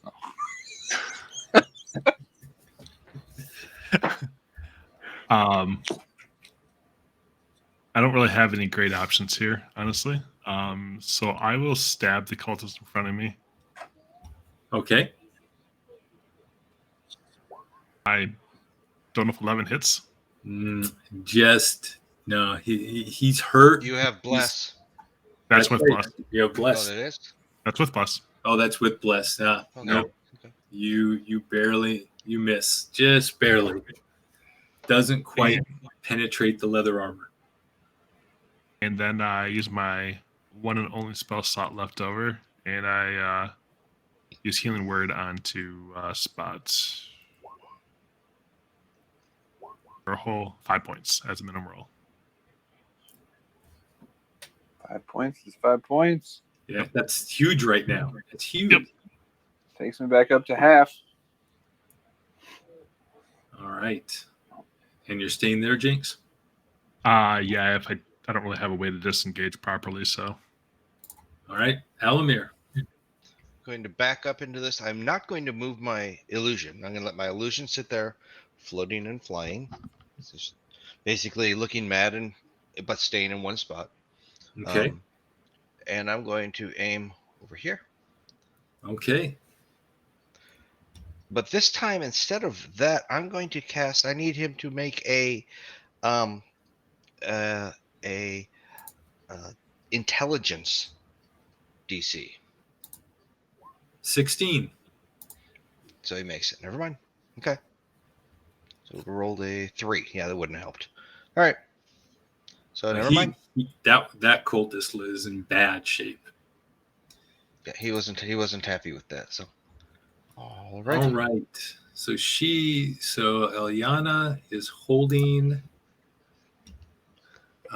concentration on bless.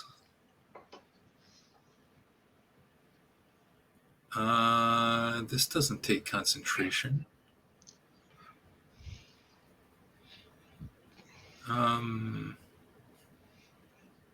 Well. Okay. Is this just ranged? 30 feet. Mm-hmm. So she casts 10, 20. She casts Sanctuary on Spot. So now in addition to, and as long as Spot doesn't move, for as long as Spot doesn't attack or deal damage or cast a spell, in addition to dodging and having disadvantage to hit you, creatures have to make a wisdom saving throw to attack you in the first place. It's an awesome spell. Yeah. And that will last for a minute. So let's just put something on Spot here. Sanctuary. 10 rounds of minimal hittage. Hopefully. Hopefully. Yes. This is when Tom pulls out all his crits again.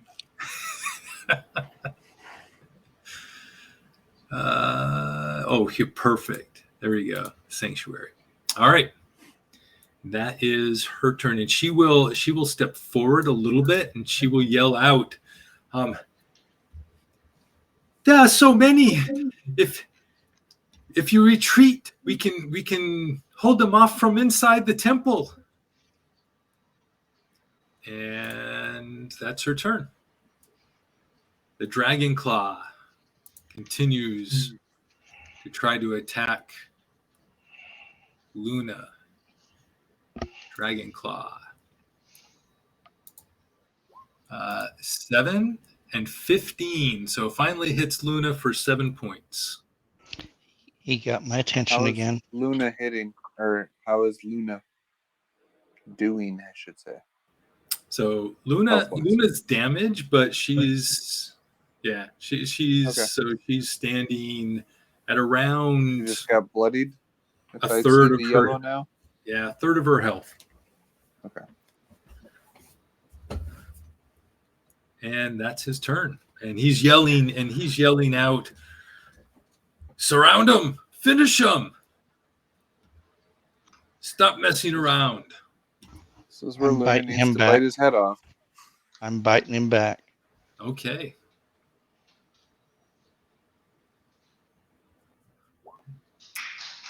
Roll a d4. All right. Nope. And that's it. So that's it. All right. Spot. So I got a question, just because I'm going to ask. Hold on. Before we get to, we skipped all the kobolds and stuff because I deleted the ones that was in the thing. It's fine. They're just totally okay with it.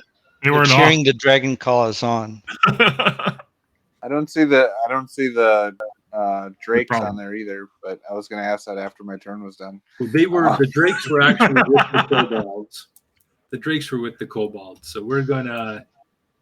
It should have been. I think it was like this. Yeah, that seems right. So, all right.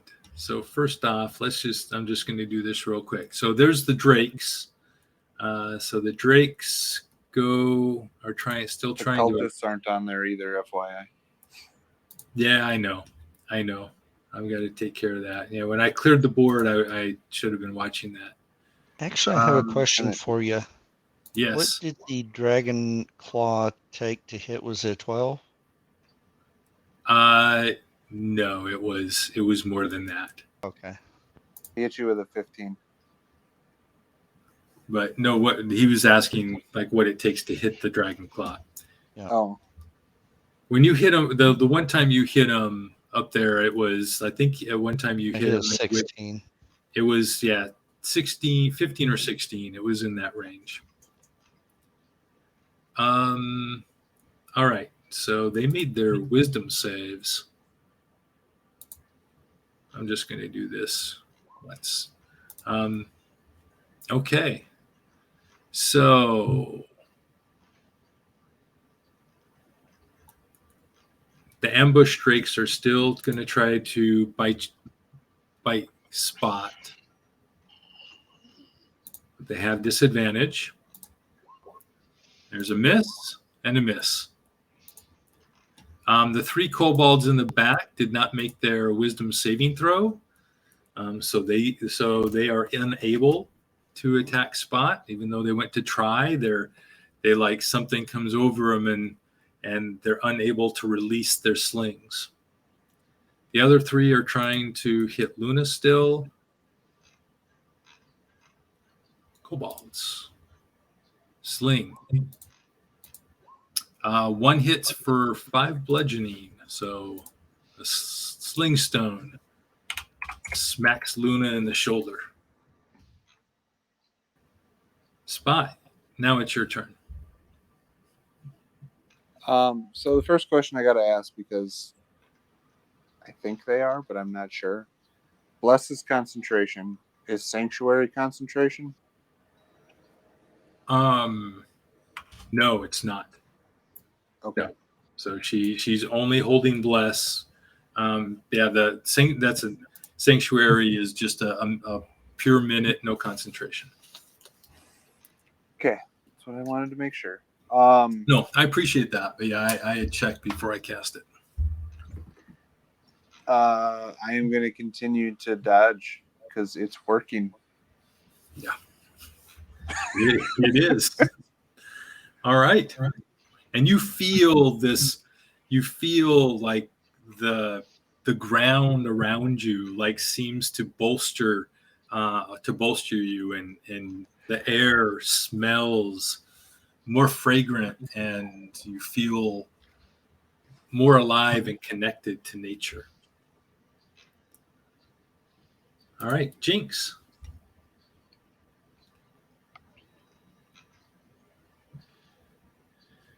I think we should take her, heed her advice, and get and go in. And I will stab out this guy in front of me again because everybody else is standing the ground, and I want to make sure this guy's the least clear if possible. I want everybody else to go in first because I can use a bonus action to disengage and move in while staying in defensive mode. I pierce him for 8 points of damage. Nice. Yeah. You really just. I lunge forward again and right through his neck, and it's like, yeah. And then he crumples to the ground. Yep. And then again, and then I'm going to, since I'm behind everything, I'm gonna back off this direction and get right there and get in a defensive posture for the entrance until we can all get back out. Okay. During the kobold's turn before, these other kobolds had the one in the back like stood up and moved forward a little bit, and they're all like looking intently at the wormling. Yeah, and and then they began stepping forward, which to kind of to surround it, and that's what they were doing. It looks like they're reaching out to pet or touch it in some way. And Elamir, your turn. Lion can play tricky things on them. If they think it's real, they'll think it's real even if they touch it. All right. So for this one right here, this is Alamir's day of nope. Wow. Yep. And he's going to. Elamir goes inside. But the door's open, so he can still see all these things. Yeah, and what you see when you go inside, It's more of them. They're zombies. Huge number of townsfolk like huddling in the pews, and some more acolytes. Mm-hmm.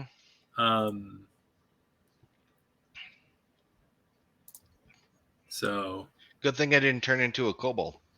Yeah. And what you see, make a perception check when you walk inside, Elamir. Okay. You notice you continue to hear the thumping against the front door. And what you notice is looking at that door is that it's starting to buckle from whatever is trying to break through. Okay. Then Elamir will actually not. If he does that, he'll stand here instead. Okay. Because if it's starting to buckle, he's looking out here. He's looking out, but he's looking back and forth. Yep. All right. And on this turn, so yeah, let's see. Roll. Did we ever get the kids' names? Bobby. You didn't. Did you? Okay. Like, if you want, no, if we didn't ask, that's all. That's fine. I just because I can't run in, after we run in and close the doors. If that's what we're gonna do, be like, are Jim and John's parents here? Because we ran into them, but they're safe. So now there was 3 of them. It was Huey, Dewey, and Louie. Dewey and Louie. Okay. I had names ready, but you didn't ask. Okay, and they're kids, so they're not going to offer. Nope. No, don't talk to strangers. So that's why I wanted to make sure we didn't ask, because I didn't think we did, but I couldn't remember. Elamir, since you're inside now, why don't you go ahead and roll 2d10 for me? Dos de tennis. Okay. Yeah, so there's a huge banging on the door, and it just marginally is continuing to buckle, but it still seems fairly secure. Okay. Or at least you feel your inexpert eye. Gotcha. It feels like you're safe for at least a few more hits. All right. Okay. Outside, we still have two cultists here.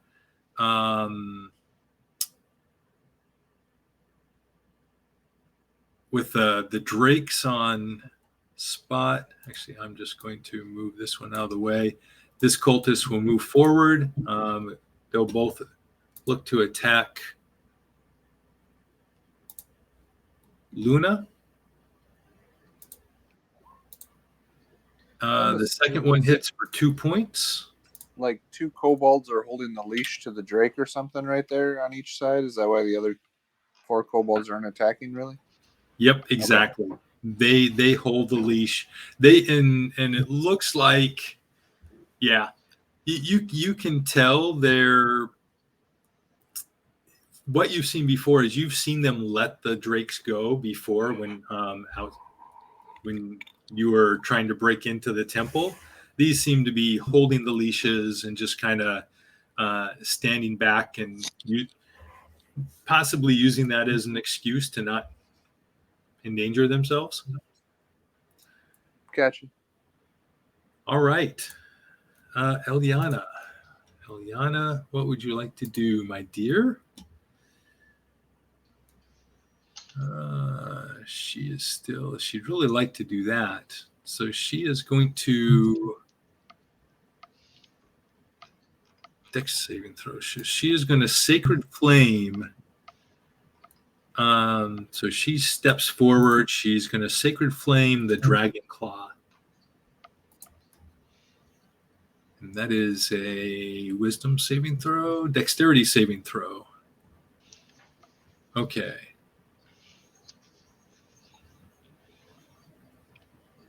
Dragon Claw. Wisdom saving throw. Whoa! You broke him. And he is going to take 6 points of radiant damage. And that's huge. This green, bright grass, like vibrant grass green light, just like engulfs his upper body, and he cries out in pain and is bleeding from some of his orifices, from his eyes and out in the ear, dribbling down his lip. And then she's going to back up into the doorway. All right. Kobolds' turns. These three kobolds here are looking. The one bravely reaches forward to try to pet the wormling, and from the investigation check he had done before, his hand goes right through it, and he hisses, and and so that's kind of his turn. But he steps into the wormling space. So let me just set it to the back here. The back. He steps right in it and ignores it. And these kobolds will come forward. This one will come forward and reach out to touch it himself, just to make sure. So 2 kobolds on you, Jinx. 2 kobolds on me. Yep. With daggers. A miss? Does Miss. a 13 hit? Miss. Miss. All right. They both miss you. Other side.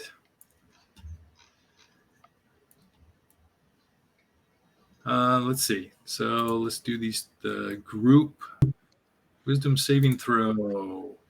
Yeah. The group in the back still unable to hit Spot. So the other 3 still trying to hit Luna.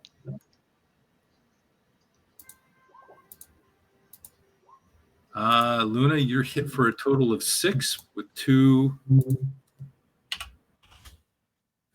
stones. And finally, the Dragon Claw. Dragon Claw.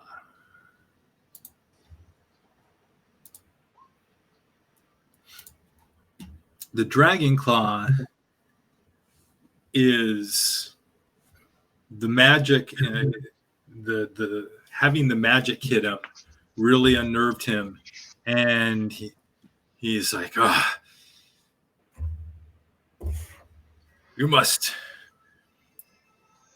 we've got what we wanted. We've got plenty without the temple. And he disengages and begins moving back.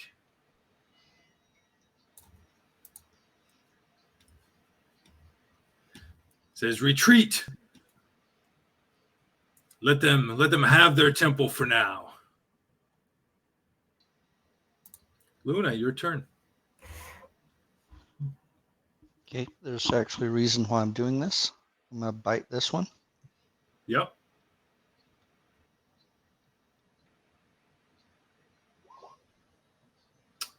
And 11. Roll a d4. I still got bless, so You still have bless. And you so hit for 9 points. for 8 points. 9. Oh, with 9, that's right. +1, which is what you needed. You take them Yep. down. And I'm going to do rampage on this one right here. Yep.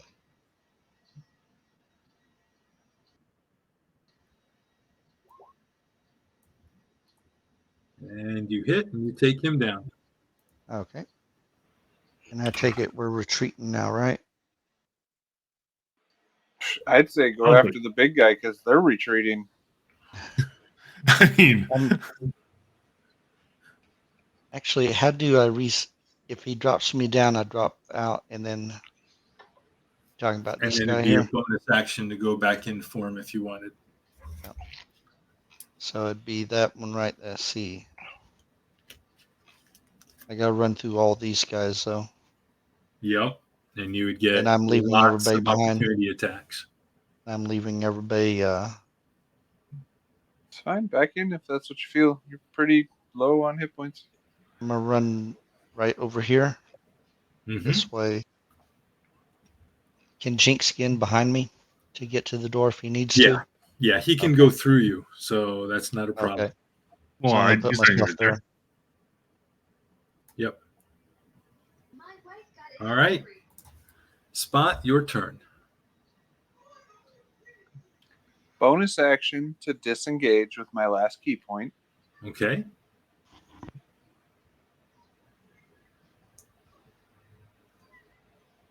I am going to run to here first. Use my action to use my sling to throw a missile at him. Okay. Because that's the one that has 30 feet on it. So 15 to hit. Yep. You got 4 bless. points of damage. All right. And you hit him like right in the back of the head, and he drops him. 15, 20, 25, 30, 35, 40, 45, 50 gets me in the door. All right. Jinx. I sigh a set of relief and I disengage and I just back into the room. And then as I run by Talia, whatever her name is, I just tell her, the big guy's dead. I still think we can take him if I would have continued with Sanctuary, but I ran in, so. She says, of course, but if we can survive this without risking your lives. Yeah, they're leaderless now, so they should disband or regroup at the keep because they're surrounded right now too. All right, Jinx, you're done? I disengaged, so I had to. Okay. Alamir. From where he's at, he's going to move another 15 feet in, but he's going to take a pot shot at this guy. Okay, go Might for as it. well. That's Okay, nice. For 10 full points. Yeah, that was a beautiful hit, and just Frees up totally. Luna to move in without an attack of opportunity. Right. He's going to finish off his movement. So that was 10, 20 to this side of the castle, this side of the temple. Okay. So on this turn, that is a good question. The question is, oh yeah, they heard. You hear some scuffling, and such on the other side, but no thumping. It sounds like they're giving up attacking the door. And he'll just, Almir will yell out to the acolytes. He's not going to open the door. Are they leaving?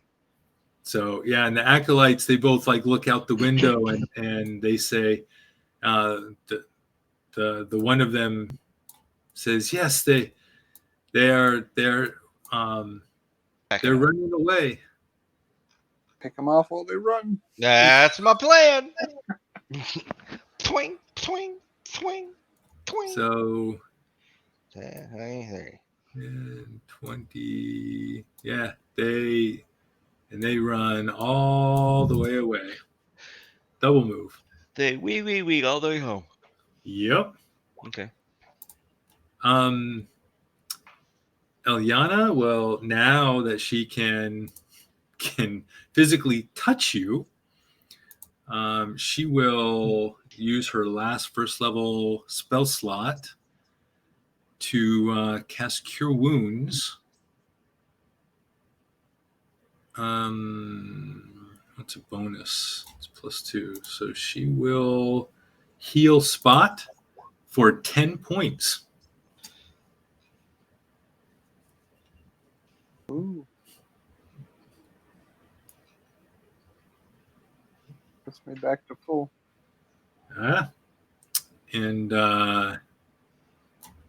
And then she will. Thank you, my lady. Oh, thank you. Your assistance was timely. The mother has blessed us with your assistance. Thank the governor. He sent us. Yes, he will be very pleased that we have saved so many. On that note, he did give us a couple portions of healing we were supposed to help you guys out with. We did have to use one of them.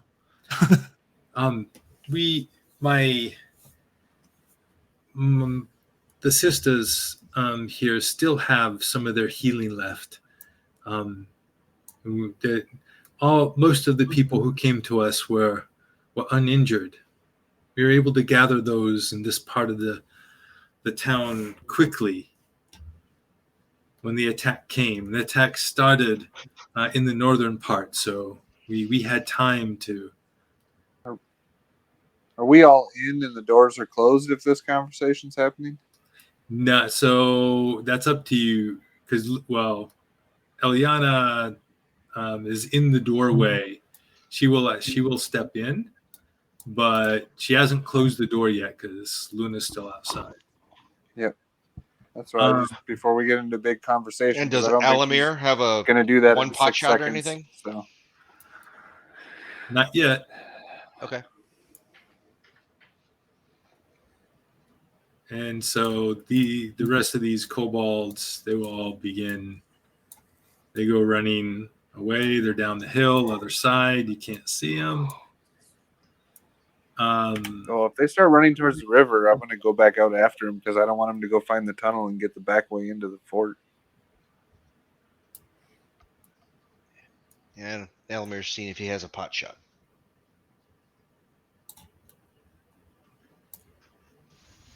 So we're just going to do this. Like they're all like going down that way. You see them like they disappear when you see them go over the wall. Yep.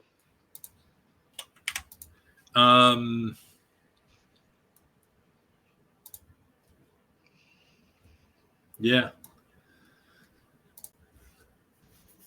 So what are you going to go chasing after him, or what do you want to do? We need to get these people back to the keep, as far as I know. That was our mission, right? Yep. And we have to take them through the tunnel. So we have to go through this pack. I would at least run out up to the wall and look over and make sure that they're not dispersing, this away or following the river back towards the keep. You see them. If they are, then I would start chasing them. They go to the river, and you see them following the river back towards the keep. Yes, that's what you see on just this side of the river. You see them all kind of heading down and beginning to, and they're really close the gate to the. You can yell that out. Exit. The grate automatically falls back in place. You couldn't lock it, but it is down. And you had to like push it open for the kids to get through, and then it fell back into place. Like its weight will keep it closed. So it And, does look like it's How closed. how obscure was it from outside looking in? I mean, unless you closely look to find the lock in the corner, you I can't think it was tell. locked. Yeah. Okay.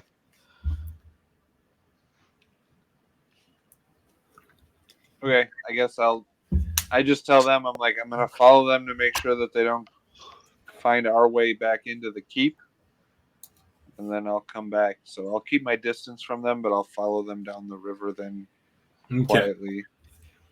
They I mean, they notice the grate, but they don't seem they don't take any special notice or attention of it, and just walk by. They actually have to cross to the. What they do is they actually, if they stay on that side, they walk up and over the opening, and they're walking just shy of the top of the hill where the couple of groups of kobolds and cultists are keeping watch. And they walk, you see them walk around the lip of the hill over to the western side. Okay, then I will quickly make my way back to them and say, well, they're not looking back this way, or did any of the guards that were keeping watch look back this way now that they came from this direction without their leader?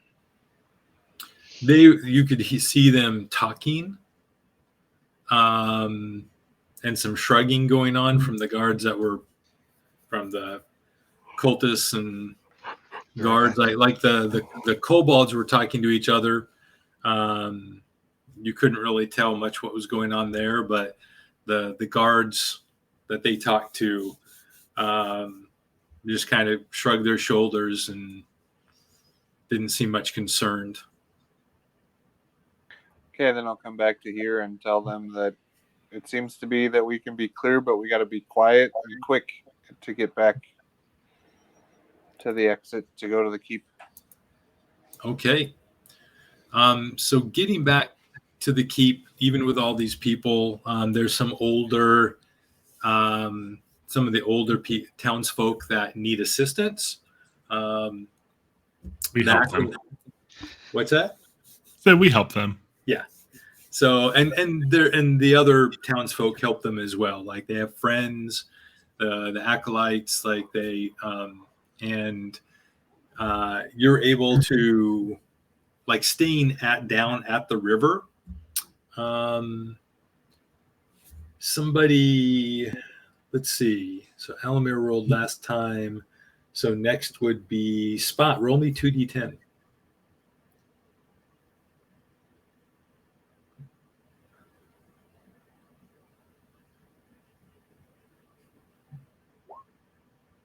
Okay.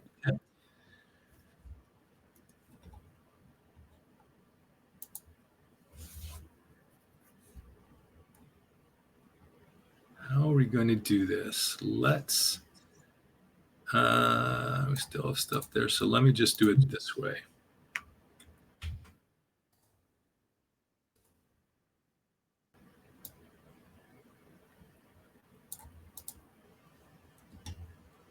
So your all tokens are still here, and that's good. That's fine.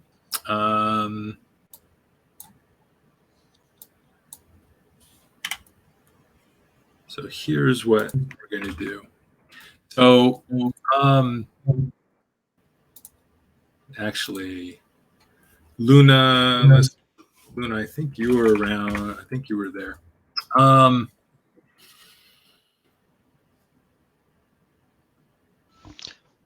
What can because it doesn't say on here the hyena doesn't have a carrying capacity listed on it. No. So you are a large creature. So Imagine a couple people can ride me if they can't walk. one person could ride you, or two two Smaller. small people could ride you, but they're just being assisted. Giant mouth with blood dripping out of it still and caked on it is probably not something many are going to want to sit on. Well, if there's The somebody hyenas so have this injured they weird ass can't. big grin. So So here's the question. So Eliana will lead the group with you. What are each of you doing as this large group of townsfolk is traversing the riverbank?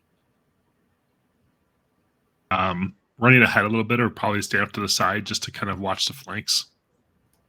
Okay, so And let's then, say Eliana is the head of a group heading up that northern. All right, let's say they crossed because this is the easier bank to traverse. So she's leading them over here. So where would each of you be?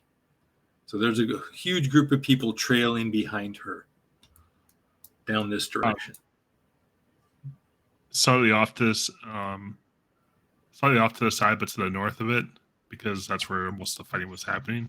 And then if I see any stragglers that are like, too distraught, I'll try to calm them down and help them up, keep them going, and try to keep them quiet. Okay. Alamir? On the south side, keeping in the back south. Okay. Keeping a look at, if every once in a while coming to this side of the bushes, see if there's anything.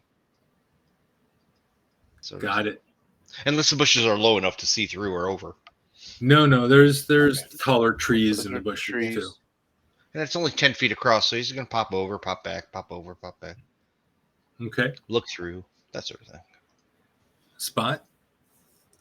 I'm staying up towards the front on the bank that would be going towards the keep, and staying quiet and keeping my eyes out and peeled, and kind of moving up with my 22 stealth that I rolled to try to keep towards the top of the ridge, to keep an eye on all of them, and then keep everybody else going with like a wave of my hand to say keep going, keep going, keep going, keep going. And then if anything happens, I'll tell everybody to stop, be quiet, and duck into the trees or whatever as we move. So being the lookout guy mostly. Okay. And Luna? I'm trying to stay up front to the left side. I've got passive perception of 15, so I'm going to try to move quietly, kind of basically being a point guard to the front left side. All right.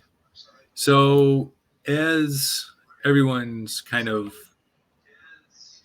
moving up, and I'm just kind of mass moving everyone. They stop that. There we go.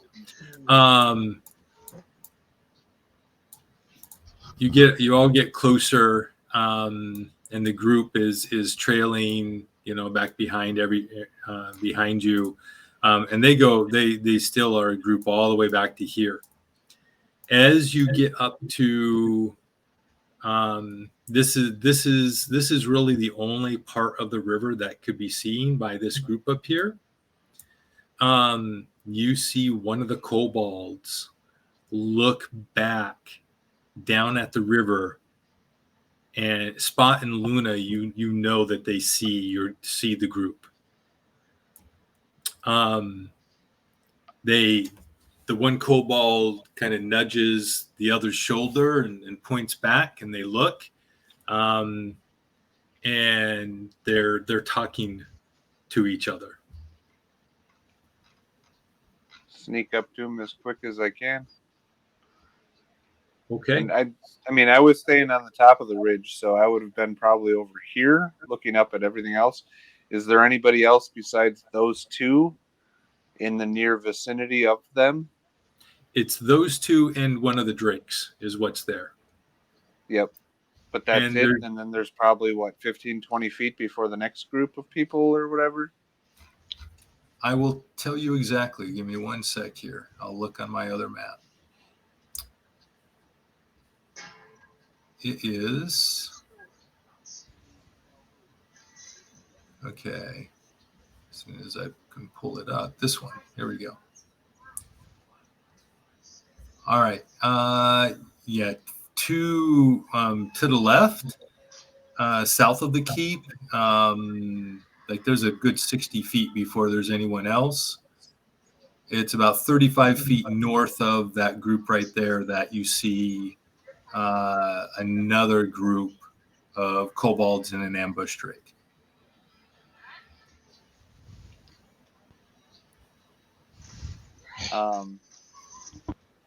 I guess I'd just do whatever motion I know that the group is looking for from me to know if they need to stop or dive into the cover as I saw them turning around. But if they already saw us, then I would make my way over to them fast as I can to run interference and then whistle to make the rest of them go faster, because that would be the signal to move a little bit faster. Yeah.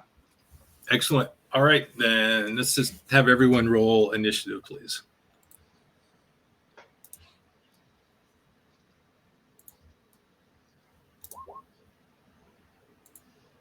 All right. Okay. You know what? Let's just do it this way. We don't have. Alamir, if you want to be last, why do you keep rolling so high? I'll choose to be after Wow, everybody. you got really loud again.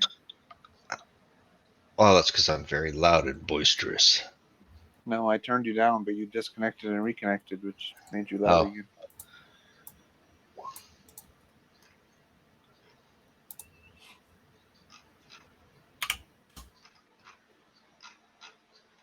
Oh, and Eliana.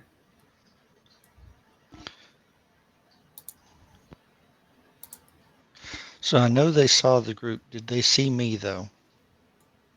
What a great big hyena coming at him. They definitely saw you. Okay. Luna, you're first. Well, I'm going to see if I can bluff them or kill them, one of the two. So there's 5, 10, 15, 20, 25.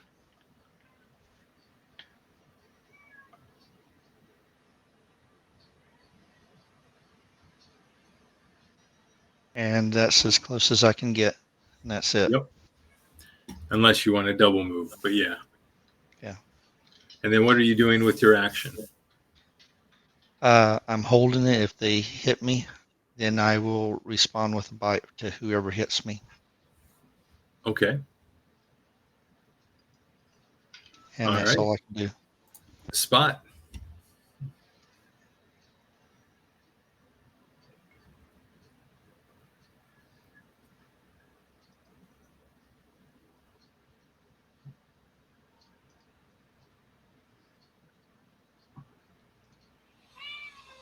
Move up and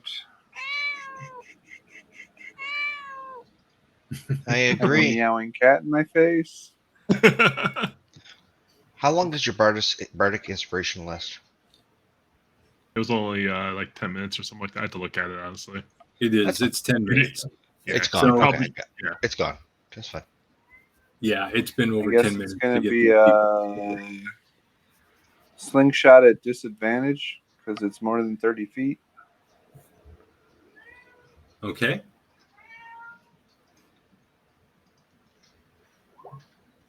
Nice. So who are you attacking? The closest one to me. Yep. And you definitely hit and smack him like right in the chest. And he curses and yells at you. That's all I got. All right, Alamir. He's gonna take his shot to this guy right here. To the lizard. Yeah, to the guy in the back. Okay. Shut up. He's at 115 feet. Might as well. Nah, don't worry about it. Okay. But he doesn't need to move, so he'll sit there. Pretty much your attention. And you're not moving? Okay. Don't need to. I'm still protecting the back of the line. If they're moving, I'm moving with them. But other than that, nope. If everybody just ducks and hides, he's standing to be a target. So Eliana runs. She begins running. And actually, she went to there. And all the able people are running, but there's stragglers in the back. Yeah, so as long as they're stragglers, Lamar's going to stay back with them. Yep. All right, Jinx.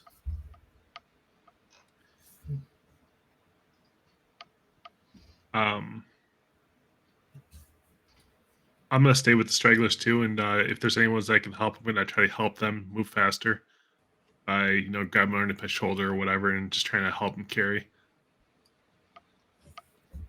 Okay. The old, the feeble, the whatever. Give them words of encouragement, so to speak. Excellent. Okay. Cobalt. So the lizard they let the ambush drake go, and they will attempt to. So the one kobold will do a sling stone at Luna. The other one will try to hit Spot, and the ambush drake will attempt to attack first. And hits for 7 points. So that brings 1 point of damage goes to Luna as she drops out of her wild shape form. So take 1 point of damage, and we'll bring you back up here. There you are.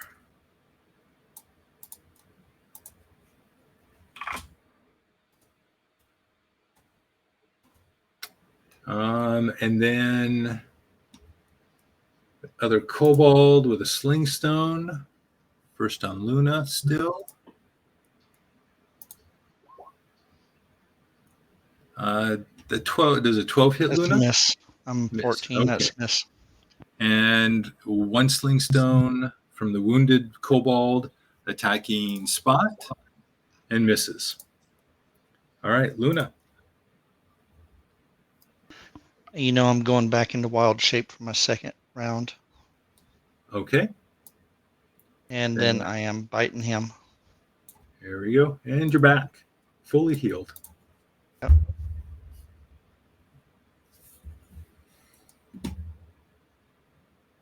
And so 17 with 15 damage. 16 damage. Yeah, 16. 17 hit, 16 damage. Yeah. And just crunch through the scales and the sinew of this ambush drake, and it hisses and squeals. High-pitched squeal comes out of its strangled throat. Are you moving?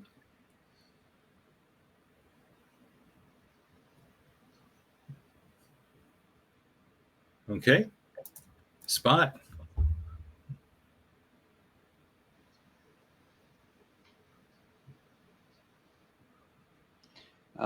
One kick at the kobold to start with. Okay.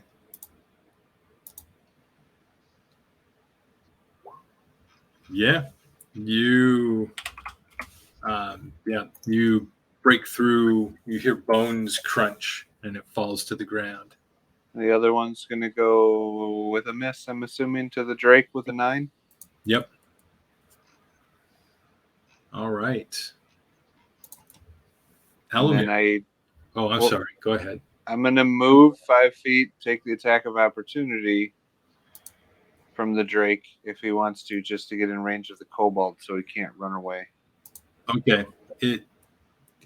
But he misses. Alamir. Same thing. He's still within range, so he's going to go for the ambush drake.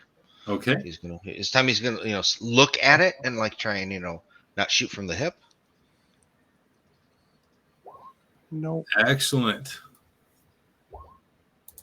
And that is enough. And you sear and cook this drake, and it falls to the ground. And I don't know where I need to go, but I'm staying with the stragglers, so I'm following them. Yep.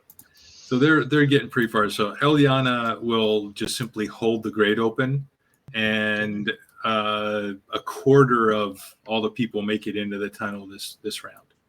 Got it. So they're going along. And this ridge now protects all the people from from being easily. Well, I guess way up here you can see them, but yeah, it's looking like they're all gonna make it now. Jinx. So we got all the stragglers all the way up, basically. Is that what you said from that? The main stragglers are around right here. Yep, right there. You're with them. Yep.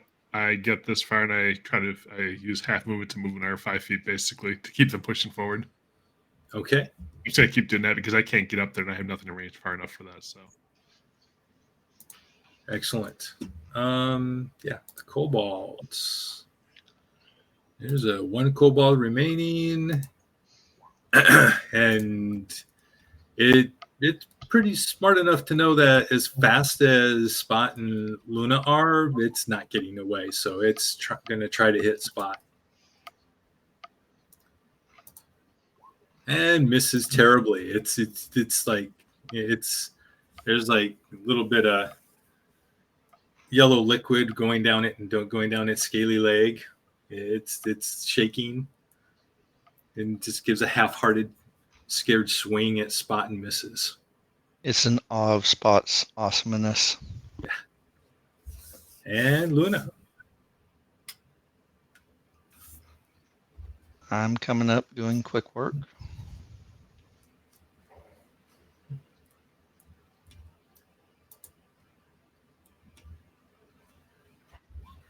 Maybe not. Nope. Not this time. All right, Spot. I slipped in a yellow puddle. You really, this kobold is very scared. What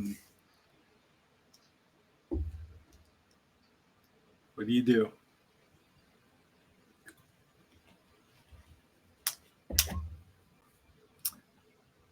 Yeah. 15 for 5. That is all it takes. You snap its neck and put it out of its misery. And I just look around up there to make sure nobody else saw us or heard us or anything. So making sure it's clear for us to come back in. And then I will tell Luna to grab the drake by the tail and drag it down by the river. And I will pick up the 2 kobolds and drag them. So no one else seems. You look to the group off to the north and the group to the southwest of you, and no one is looking at you because they're looking up into the sky. And you hear cries of alarm coming from the guards on the top of the keep. And you see from this vantage point, you can only see one of them, but you see them and they're pointing off into the sky to the east. And when you look that direction, you see a flying form in the night sky.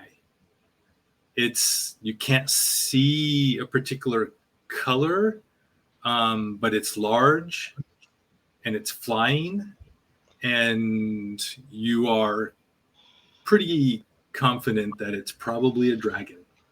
I disbelieve. Hear its roar. And that's where we're going to end tonight's session. So we just brought all these people back to an enclosed area to die. Awesome. Yes. Yeah, that way they can all get killed with one shot instead of multiple. Thanks, That's how it everybody. works. Have a good night. If they stay in the tunnels, they might stand a chance. It's a fire tunnel now. Yep. That was but fantastic job saving them. Like that was a really well done engagement at the temple. How many times can I bite and miss, though? We might have been able to sneak through there and took them out without making so much noise, though. We thinned them down. Yeah, definitely possible. Question. Out of curiosity, was the group that was on the side there, because they were kind of in a looked like they were in a formation based on they were hardly on the screen. Were they roaming? They were kind of waiting to see which side broke through. Oh, gotcha. Okay. So they were reinforcements. There were tactical reinforcements that were kind of told just to wait there and see whether the front door would break or the back door would get burned through first. Gotcha. Yeah. All right. Well, thank you, everyone. And thanks, everyone, for watching. And we made it through episode 10. Fantastic. All right. Take care, everyone. See you next week. Adios.